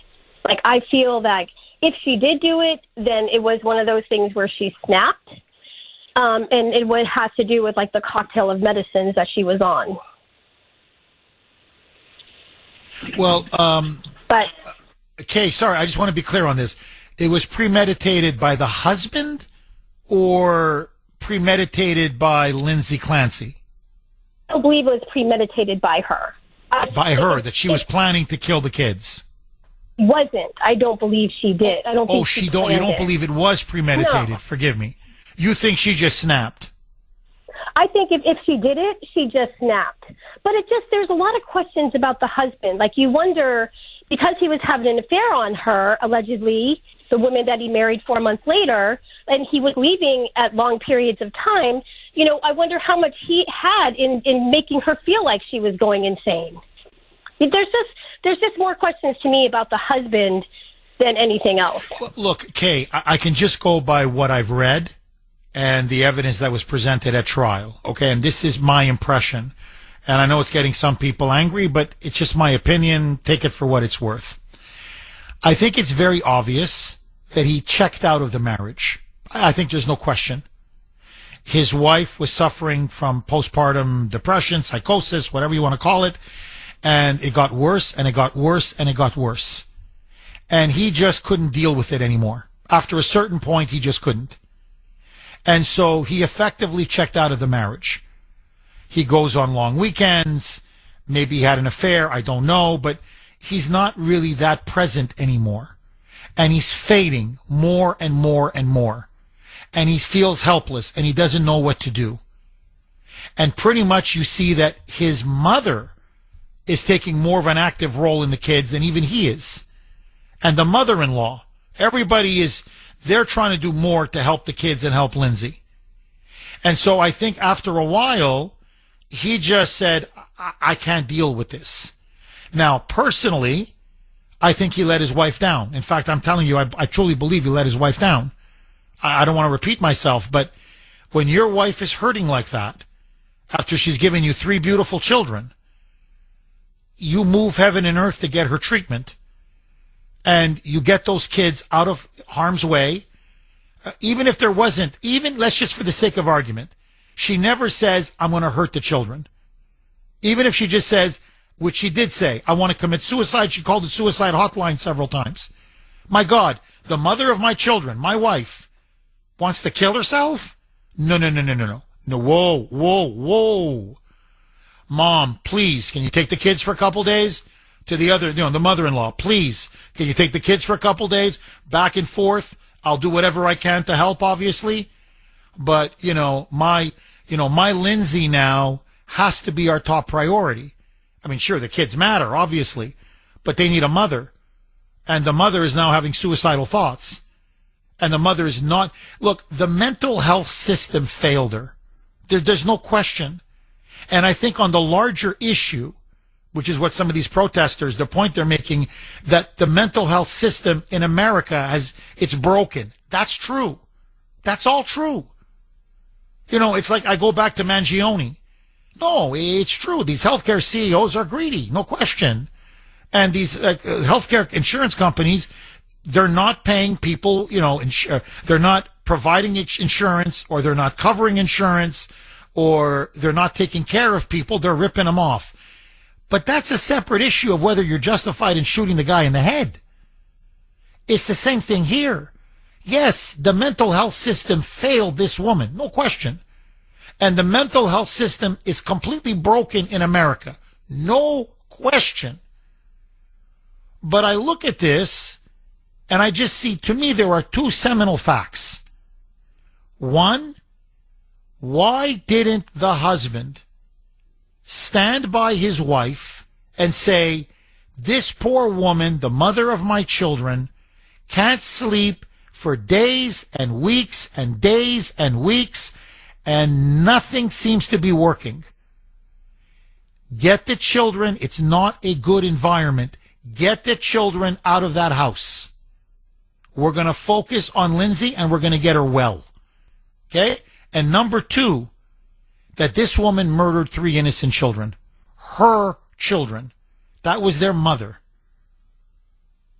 Look, I don't want to get sentimental here, but when I remember Ashton and Ava at that age, how they would hold me, I'm the father, never mind the mother. 617-266-6868 is the number. Okay, so just very, very quick. So much reaction is coming in.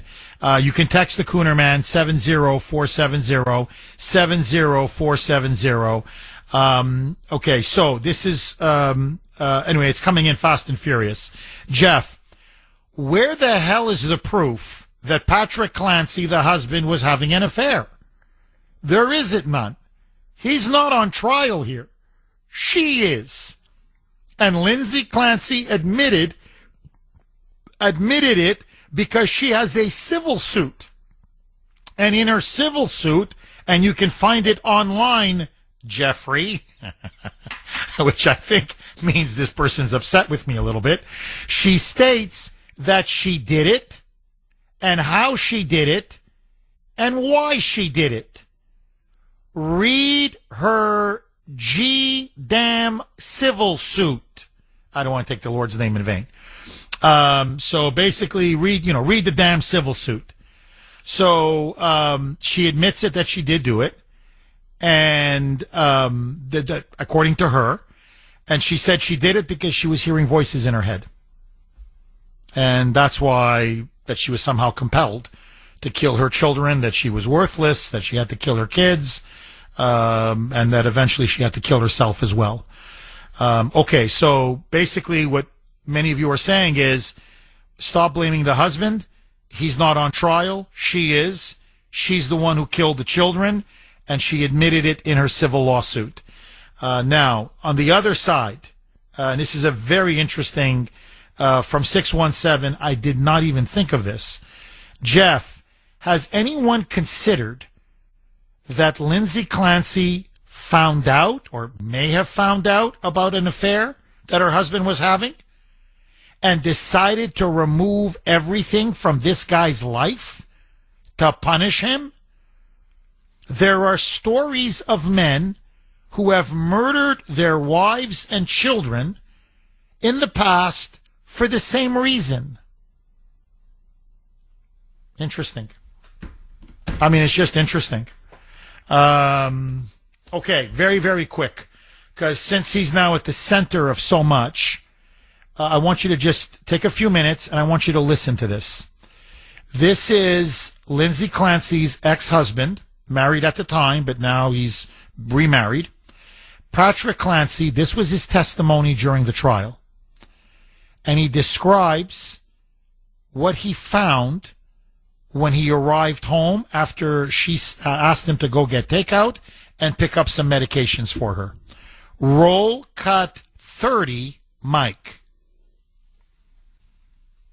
When you came into the house and you were taking off your boots and putting things down, was there anything you noticed? Yeah, the house was really quiet. Is that unusual? Yeah. And when you realized it was really quiet, what did you do? I called out. And who did you call out to? Everyone. Did anyone answer? No. So he says, then I knew something was wrong. You know, you got 3 little bambinos. Believe me, that house is never quiet. And when you call out, somebody definitely answers. So he then says, I went in and I went up to the bedroom. Roll cut 30A, Mike. When you unlocked the door to your bedroom, did you go in? Yeah. And what did you see when you opened the door and went in? I just saw blood everywhere, and the window is open. So then he looks out the window, and he sees that Lindsay is lying down there, apparently having thrown herself through the window. Listen now to what he describes. Roll cut 30B, Mike. After making those observations in the bedroom, what did you do next? I ran downstairs and went outside. And do you recall whether you went out the front door or the back door? I went out the back door. So that would be the sliders, is that right? Yeah. And where did you go from there? I just looked around in the backyard below that window, and I saw Lindsay. And where did you see her? She was face up in the backyard. And where in the backyard was she? At the bottom of the window. That was the alleged attempted suicide. And that's why she's paralyzed. Now, he then goes into the house and he goes into the basement. And this is where he finds the daughter with an exercise band around her neck. Roll cut 31, Mike. So when you come down those stairs that night, which direction did you go? I immediately went left. And when you went left, what did you see? I saw Cora. And how did she look? She had a band around her neck. And was that an exercise band? Yeah. And do you recall whether she was, what position she was in, whether face up or face down? She's face down. And when you saw her in that condition, what did you do? I immediately ran over and tried to take the band off. So that's the 5-year-old. Cora's the 5-year-old daughter. Now listen very carefully. He then describes finding his other 2 children. Think about the horror. To me, this is, I'm telling you, this is my worst nightmare. It's my worst nightmare. What he's describing to me is hell. For me as a parent, I'm telling you, it's hell. It's hell. So the 5-year-old Cora is now dead, strangled with the exercise band. He's now looking for the other 2 kids, Dawson, 3, and the little baby, Kaylin, the 8-month-old. Roll cut 31A, Mike. What did you see or do next? I saw Callan. And where was he? He was next to her. And how did he appear? He had a band around his neck. Sorry? He had a band around his neck. And did you remove that as well? Yeah. And do you recall what position he was in? Same as Cora. After you removed the band from Callan's neck, what did you do next? I tried to find Dawson. And where did you go?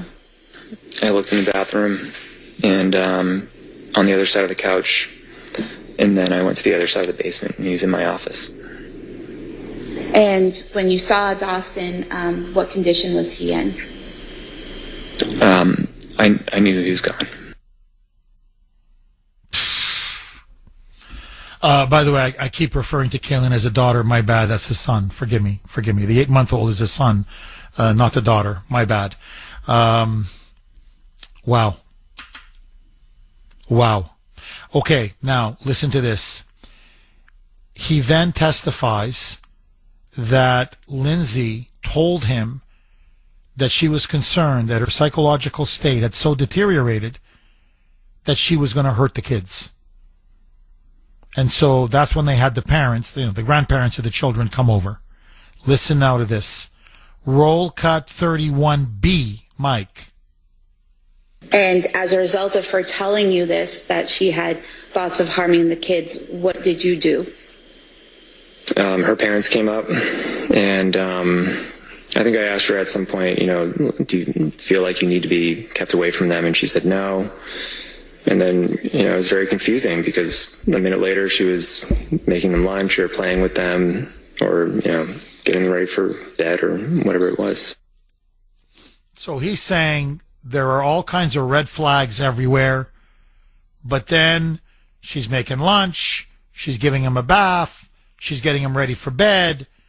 So they feel almost like they're in a no man's land. What do we do? And that's how the situation just kept getting worse and worse and worse until that fateful day. Now, very, very quick. This is the mother-in-law. Okay, this is Susan Clancy, the former mother-in-law of Lindsay Clancy. So Patrick's mother. And she says, I'm telling you, Lindsay was a very good mom. And she kept, when I spoke to her, she was begging for help. Roll cut 33, Mike. She reached out to me in November and told me that she felt unwell. She felt, mostly she had insomnia. She was losing her appetite. She was very anxious and sad. Do you have an opinion with your observations of Lindsay as to whether or not she was offered help and would just spurn it and not see doctors and not have She was treatment? begging for help. Now, she did see multiple medical providers. She saw a psychiatrist. She, as I said, put herself in a mental hospital. I believe it was for 5 days. But then she also checked herself out of a mental hospital. Now, she had a psychiatrist, Dr. Jennifer Tufts. I want you to listen now. Jennifer Tufts testifies to the symptoms now that Lindsay had reported to her. Roll cut 34, Mike. And what symptoms did she report experiencing at that time? Anxiety attacks, decreased appetite, depressed mood, easily distracted, excessive worry, guilt, unable to feel pleasure, unable to fall asleep, and racing thoughts. And you can see insomnia is at the heart of it. I mean, there's anxiety, there's depression, this feelings of guilt, which I think, to be honest, is why do I want to hurt my kids? Why is my mind telling me I have to hurt my kids? I love my kids. I don't want to hurt my kids. So I think it's sort of like, it's like a snowball effect. You can just see that. It goes from bad to worse to worse to worse to worse. Now, this is the part that shocked many people at the trial. It's the amount of medications and prescriptions that Lindsay Clancy was on. So here is a psychiatric nurse practitioner, Rebecca Chilota, I believe is how you pronounce her name, and she's testifying, saying, we had her on a ton of meds.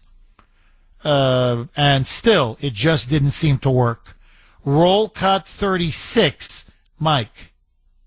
You're aware that she was provided many, many, many prescriptions for antipsychotics, selective serotonin reuptake inhibitors, benzodiazepines, all of that, right?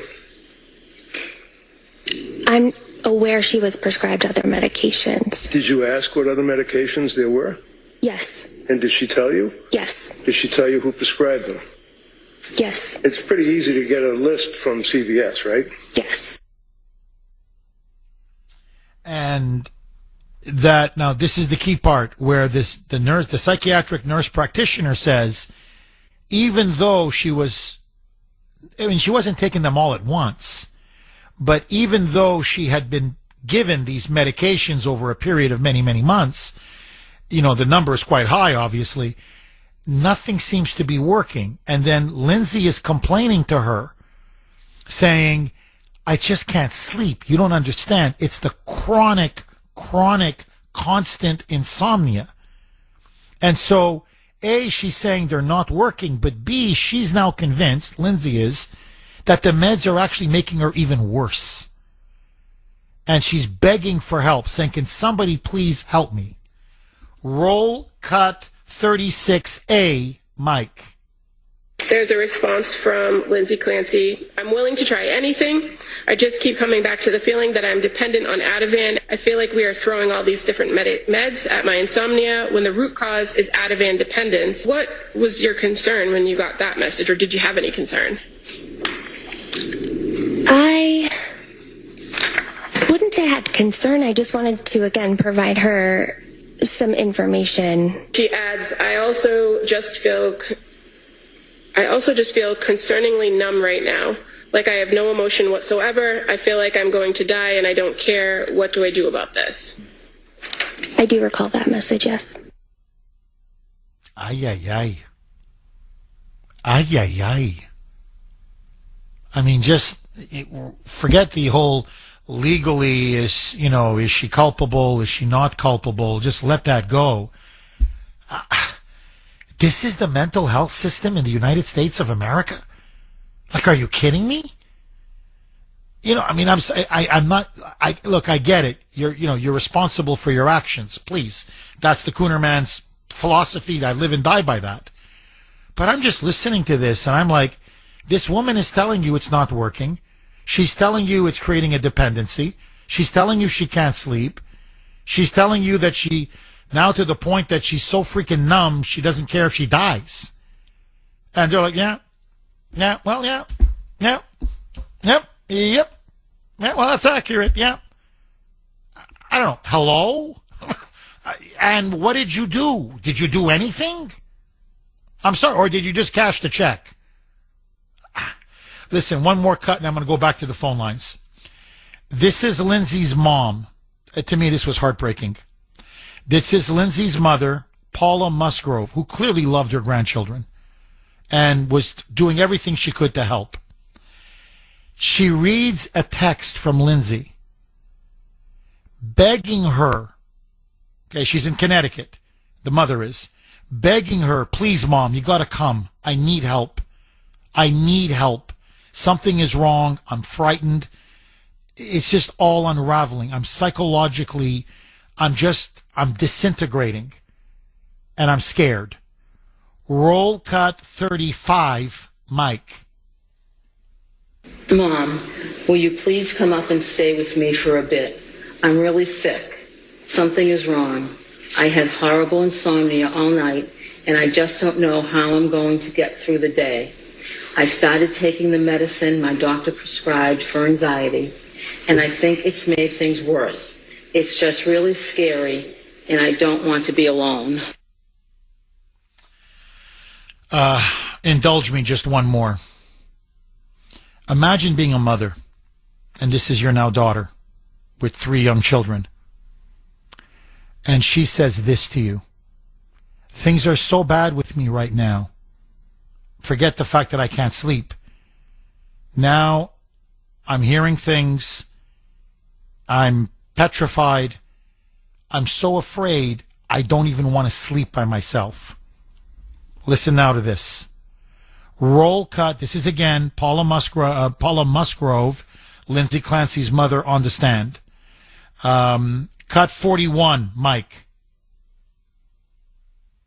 Is there an incident that came to your mind that you recall that occurred on one evening that indicated to you how seriously she was suffering?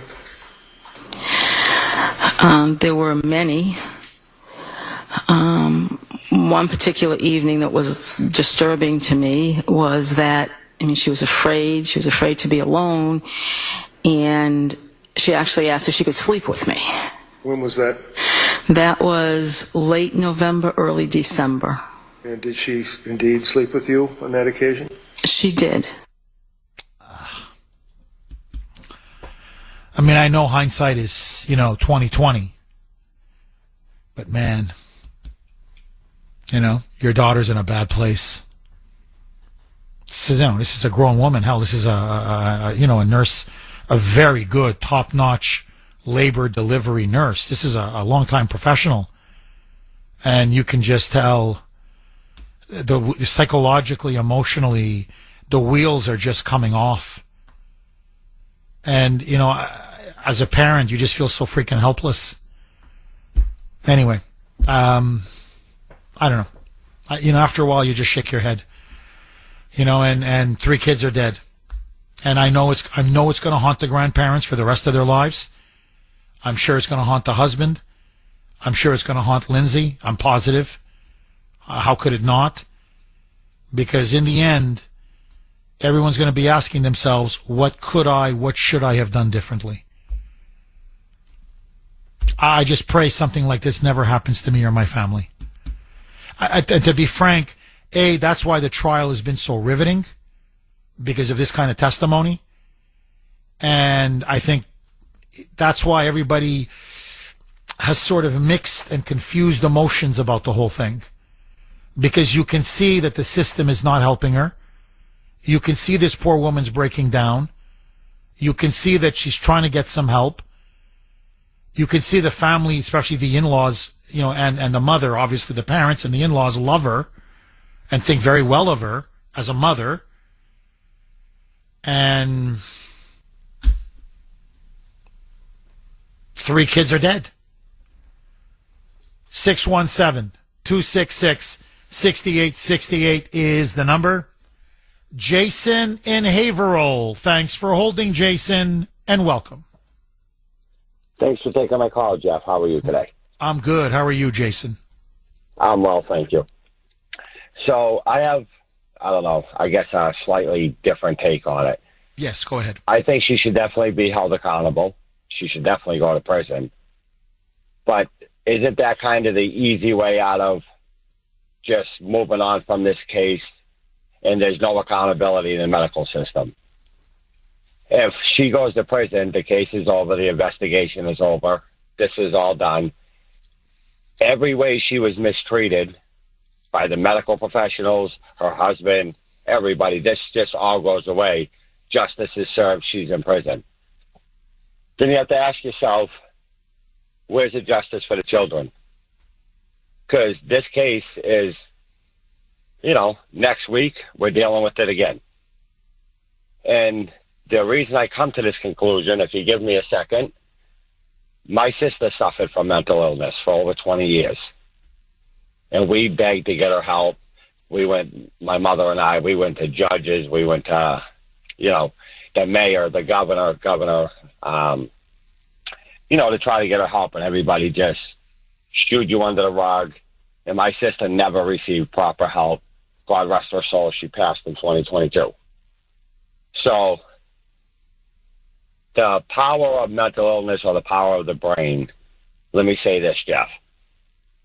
My sister had cancer, breast cancer. Very treatable, very curable. It started out,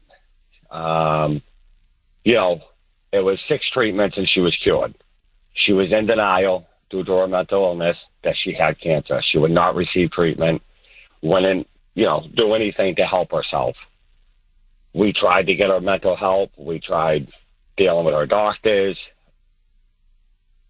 Jason, I'm very sorry about the loss of your sister.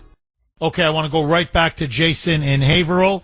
Sadly, he lost his sister several years ago. Actually, it went 4 years ago.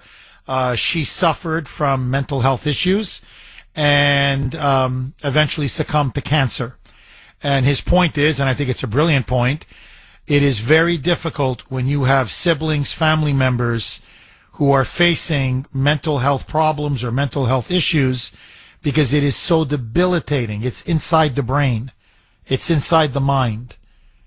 And how do you, help people or convince people to do the right thing or look after themselves when they're not getting the help that they need to make their brain right? And it's usually a biochemical imbalance. That's all it is. There's a lot of treatment. In fact, many of the treatments work, but you have to be, you have to want to get treated, and you have to stay on the treatment. So anyway, we're going to go back to Jason, but first, Larry makes a brilliant point. Absolutely brilliant. He said, Jeff, the elephant in the room here is that if Lindsay Clancy wanted to commit suicide, why did she murder her 3 children? Okay, you're at the end of your rope. You have had, voices in your head. You're, battling, postpartum psychosis, allegedly. You're kind of falling apart in every way. You're begging for help. It's all too much. You're overwhelmed. Okay, I'm not saying I'm not justifying suicide. Please don't get me wrong. But if her goal was suicide, why did she murder the 3 kids? What did the 3 kids do to deserve this? Nothing. Jason, please pick up where you left off. Thank you, Jeff. Again, thank you for taking the call. So where I was going was, so my sister, like I said, was battling breast cancer, fully curable breast cancer. And due to her mental illness, she was in complete denial. I remember sitting in appointments with her where she would say, I don't have cancer, you read the wrong x-ray, we would switch doctors. And this went on for over 2 years. And finally, near the end, my sister thought she was having a heart attack. I took her down to the hospital, and that's when the doctor had explained to me the cancer had got so bad in her breast that the tumor was so large it was bearing down on her heart. That's what she was feeling. So I said to the doctor, I said, well, what can we do? I mean, she's been just taking Tylenol and cough syrup. This is how she functions every day. Like, this is the power of mental illness. And I remember the doctor looking at me saying, there's no way. This isn't just breast cancer. It's in both breasts, both lungs, her liver, her kidney, her throat, her brain, her pancreas, riddled head to toe with cancer. And her mental illness was so powerful, she fought it for 3 years on Tylenol. So I get where this woman's coming from in mental illness, and it's easy for everybody to say, oh, she knew. She should have did this. She should have did that. I'm not so sure that she knew anything. And I think the investigation should go further into, did they take her blood? Was she on her medicine? Was she being given her medicine? They could have, I don't know. I just think throwing her in prison lets the medical establishment off the hook. No, I think that's a brilliant point. It's an excellent point. I have to say, and again, I'm very sorry about your sister. I really am. No, look, that's why pharma has an immunity. That's why they have legal immunity. That's why it's almost impossible to sue a hospital or healthcare providers. And you look at something like this, and the system failed her. I think there's no question. And there is a breakdown in our mental health care system. This is unacceptable. Now, look, Jason, I can just tell you this, because I was, as you know, born and raised in Canada. I had very close, I had a member of my family, and I had very close family friends who had a son who really battled severe mental health issues, depression, severe depression. In Canada, and he was an adult, maybe 21, 22, when it really got bad, it really flared up. He was involuntarily institutionalized. He didn't want to go. He refused to go, wouldn't get treatment. And the parents, even though he's an adult, the parents said, no, we want him institutionalized. And it's not just Canada. Many European countries do it as well. So they institutionalized him. They gave him the proper medication and treatment. It took maybe 6-8 months, something like that, and he was much better. Now, he did put on a little bit of weight. He was a tad more sluggish. He didn't quite feel the best when he was on the medications, but it worked. I mean, it was one of the scary. We went over to their house one time. It's when he started to have these breakdowns. My parents, myself, and my sister, and we heard him in his room. It was terrifying because we knew him. We grew up with him. It was like a different person. Yelling, screaming, seeing things that weren't there, petrified, paranoid, a grown man crying, breaking down. They're out to get me. They're out to get me. They're going to kill me. They're going to kill me. And you can just tell, oh my God, he's not right. And the mother came down and she's like, we just don't know what to do. It's getting worse and worse. It was bad, but now look at him, and our hearts went out to him. And then he was institutionalized, but they gave him access to a phone. And he would call our house. I'll never forget this till the day I died. Till the day I die. He'd call and I'm picking up and he's talking like 1,000,000 miles a minute. It's scary. And he's telling me that he's at the airport and that he's going to make movies in Italy. And that I need to meet him at the airport because he's going off to Italy to be like a big star, a film star. But he says, dress very well, Jeff, because they're going to be reporters there, but they're going to have hidden cameras because everybody's following him and taking pictures of him. And I remember listening, and I said, Steve, just please get the help that you need, please. And anyway, eventually he did. He got on medication. He lived with his parents. His parents made sure he took his medication every single day. But, a lot of times I hear they get better. They're on the medication. That book God put on your heart was never meant to stay in a drawer. Christian Faith Publishing helps Christian authors turn a calling into a finished book. From editing and cover design to distribution and marketing, Christian Faith Publishing helps you move from manuscript to marketplace, so your testimony can reach the readers who need it most. If God gave you the message, don't let fear write the ending. Visit ChristianFaithPublishing.com. That's ChristianFaithPublishing, faithpublishing.com. To request your free writer's guide today and start your book with Christian Faith Publishing. Joining us now is the president, CEO, co-founder of Kelly Financial Services.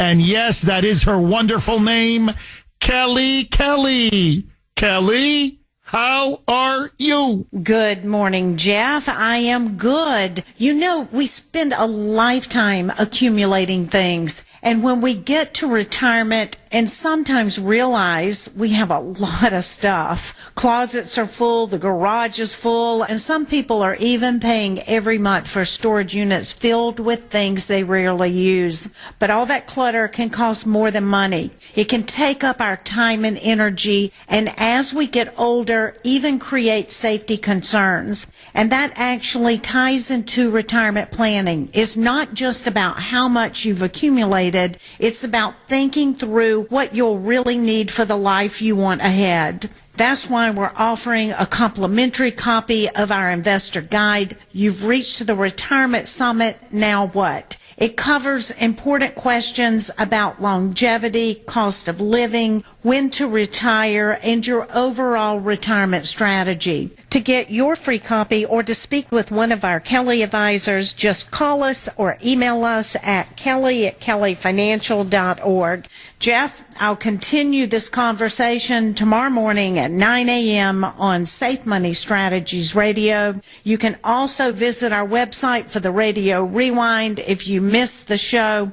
Jeff, have a wonderful weekend. My best to Grace and the kiddos. Thank you, Kelly. All the best to you and everyone at Kelly Financial. To get a free copy of that guide, and I urge all of you, if you can, do get it. Call now, 888-800-1881, 888-800-1881, or you can actually email Kelly herself personally, kelly@kellyfinancial.org. That's kelly@kellyfinancial.org. 9:34 on the great WRKO. Jeff Kuhner, Boston's Bulldozer, 617-266-6868. Did I miss the memo or something? Because everybody seems to be mad at me today. It's unbelievable. I'm sorry. Was I there? I'm sorry. Was I the one that denied her treatment or didn't help her? Or I don't know. Did I do something wrong here? Because everybody's mad at me today. But anyway, let that go. So Sandy is mad at me. So because she says I'm not explaining it properly. Okay. So Sandy wants me to reiterate to all of you, and it's true, that what the trial is now shown, or at least that's what the defense is alleging, that the voice that told Lindsay Clancy the only way to keep her children safe was to kill them. And this apparently is what she told the hospital chaplain, and she testified under oath as well. So listen now to the hospital chaplain testifying that Lindsay Clancy told her that she was glad now that her children are safe in heaven. Roll cut 32, Mike. She said to me as I held her hand to comfort her, I am so glad my children are safe. I said, Lindsay, your children are safe. They're safe in heaven with God. And then this hospital chaplain, she testifies that Lindsay told her she heard a male voice. Now, this is important in terms of the case because up until that point, Lindsay Clancy never said that the voice was a male one. She just kept saying, I kept hearing voices, female or whatever, didn't really non-gender specific. But this time she said there was a male voice that told her if she wanted her children safe, she had to kill them. And as long as her children were alive, they were not safe. Roll cut 32A, Mike. She alluded to having heard a voice, and the voice, according to Lindsay, told her that if she did not follow the command, neither she nor her children would be safe. So it's almost as if there's like the devil in her head or a demon or whatever. In other words, if you know what's good for you and your children, you better kill them and kill yourself. And it was almost like a command. Do it. You better do it. Now, the prosecution went after her right away saying, well, whoa. When you wrote your notes about after, meeting Lindsay Clancy, you never mentioned any of this in your notes, that she was hearing voices in her head. In other words, the prosecution now is trying to imply, well, now you're just making this up, or the defense is making this up, the voices in the head. Listen now to this. Roll cut 32B, Mike. All of these notes that detail every time you interacted with her, you never once wrote that she told you she heard a voice or what that voice said, correct? Correct. Which begs the question, why? I mean, if I'm the prosecution, that's the argument. So, that's a very important fact. And all of us, and you didn't write it down, but here you are testifying. So they're trying to punch holes, obviously, in the defense's theory and in the defense's witnesses. 617-266-6868. But allegedly, okay, I'm just going by the trial, Lindsay Clancy's argument is she had to kill her children because a voice in her head told her, if you don't kill them, they're not safe. So if you want them to be safe, you got to murder them and then kill yourself. 617-266-6868. 6868 is the number. Okay, let's go to Michelle in North Carolina. Thanks for holding, Michelle, and welcome. Hi. I just wanted to state I'm a retired psychiatrist, and what concerns me about the discussion of the Lindsay Clancy case is that people are treating postpartum psychosis as though it simply means being depressed after childbirth. It doesn't. True postpartum psychosis can involve a profound loss of reality testing, hallucinations, and delusions.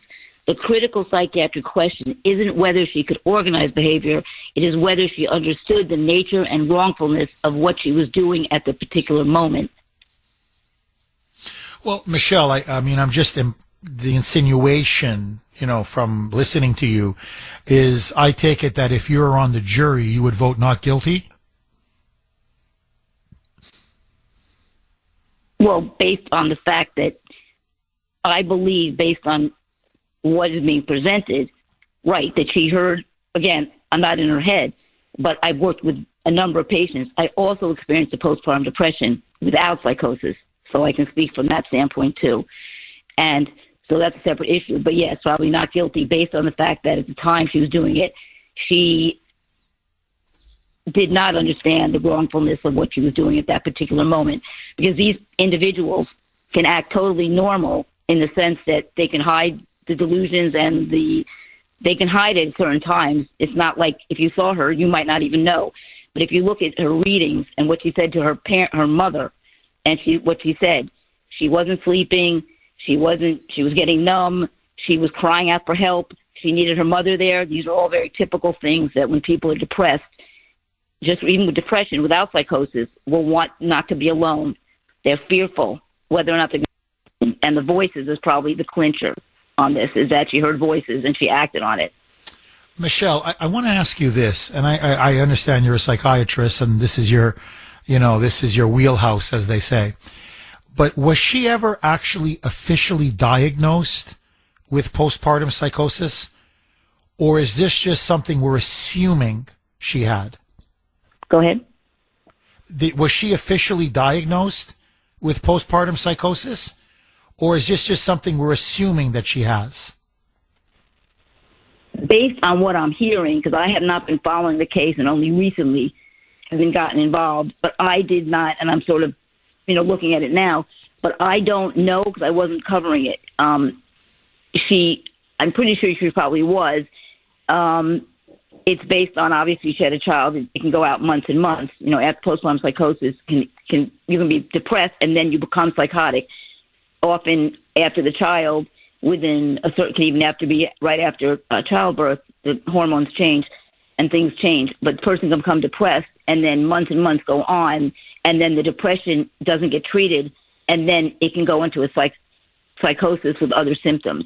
So, Interesting. All right, so Michelle, who is a trained psychiatrist, says she thinks two things. Number one, that Lindsay Clancy clearly did suffer from not postpartum depression, but a full psychosis, postpartum psychosis, and that she had a massive psychotic break. Jeff Kuhner, Boston's bulldozer. The verbal abuse, I swear, today's show, Mike said, Jeff, people are calling, and it's just, hey, tell Kuhner to go F himself. Why? Just tell him to go blank himself. Do you want to get on the air and tell him that? No. And then he's a disgrace.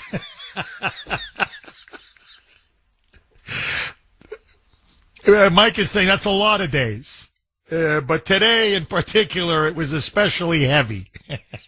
And he says the funny part is they never really give a coherent reason, It's just like, well, why should he F himself? Like, what did he say?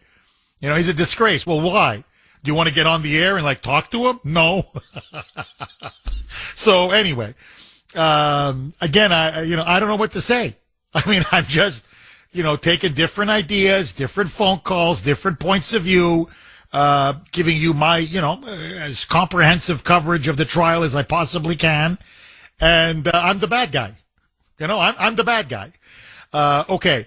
This is from Marianne, who's been she's been watching this case very closely. And so she's telling me to tell all of you that Lindsay Clancy was not diagnosed with postpartum psychosis before the incident, i.e. the murders and the trial. That didn't come, Marianne says, until later, after the murders had taken place. And she says, and it's really coming especially from her family, her husband, the in-laws, the parents. But as Marianne points out, they're all lay people. All of them are lay people. They're not experts. Now, Michelle from North Carolina, who's called before, by the way, is a trained psychiatrist. She says these are classic symptoms of postpartum psychosis. So anyway, there you have it. But Marianne says she was not diagnosed with it before. But Michelle says no, whether she was or not, she did suffer from a psychotic break. So there you have it. Take which side you prefer. To me, there's 3 dead kids. To me, I just go back to that seminal fact over and over again. And those 3 kids are dead. And I want justice for the 3 kids. 617-266-6868. Albert in New Hampshire. Thanks for holding, Albert, and welcome. Well, thank you very much, Jeff. I've been listening to you since you had your 10 a.m. time slot on WRKL. Whoa, you go back a long way, Albert. Yes, it's my first time calling any talk show, and I've been listening to you, and this hits me hard as a father of 4. And I think we need to cut to the chase. 3 children are dead. 3 souls are dead. And the law and politics should not mix. That's my feeling. And I think these pink-wearing women, possibly some transgenders, who knows, I think it's a political and non-organic movement, and they support, and I bet my house in this current climate with the marketing, which is worth a lot, that they support Maura Healey's late-term abortion. What are your thoughts? I wouldn't be surprised if many of them did. I think you're dead on that. I think there's no question. And, that's look, I'll be honest, Albert, that's one of the things about the case that really is bothering me. I don't want to keep repeating myself. I understand the issue of postpartum depression, postpartum psychosis, mental health, the complete breakdown in our mental health system. And it's broken. There's no question. So, and I think those are very valid points, very valid concerns. But this growing disregard for human life, babies in particular, and children, it's just very disconcerting. And I'm sorry, but, there's always this empathy for the criminal. There's less and less empathy for the victims. You see this all across, not just in America, all across the West. And that's always gotten me very upset, because to me it shows a society that doesn't understand right from wrong, good from evil, moral absolutes. And, you're saying you're a father of 4, I'm a father of 2. And I'm sorry, I just keep looking at that 8-month-old baby. I've seen pictures, Kaylin. So innocent. The little fingers, the little feet, the beautiful smile, the beautiful cheeks. And you see the 3-year-old Dawson smiling and the 5-year-old Cora, and there's pictures of her holding her 2 younger brothers. They're dead. And to me, I can't think of anything worse than a child being murdered, but especially at the hands of your mother or your father. Again, I don't want to get too sentimental, but honestly, Albert, I think of my Ava, my Ashton, how they would hold me and rely on me, and I fed him, and obviously Grace did as well, much more than I did. But I'm just saying, I protect them, I fed them, 3 years old, 4 years old, 5 years old. They rely on you. They're completely defenseless. They believe in you. They love you. They look up to you. And the last image that Cora and Dawson and Kaylin had before their life was taken away was their own mother strangling them. I can't get that out of my mind. And I'm telling you, as a juror, I couldn't get that out of my mind. And that's why I'm sorry. I'm guilty, guilty, guilty. To me, this is first-degree murder, period. Final word to you, Albert. Agree, disagree? I feel that, we've gone from Hillary Clinton's abortion, make it legal, safe and rare, and the goalposts keep moving. So in Massachusetts now, you can kill a baby, and what's next? 2 months out of the womb? Where do we go from here? Well, this woman did 8 months, 3 years, and 5 years out of the womb. I'm just calling it as it is.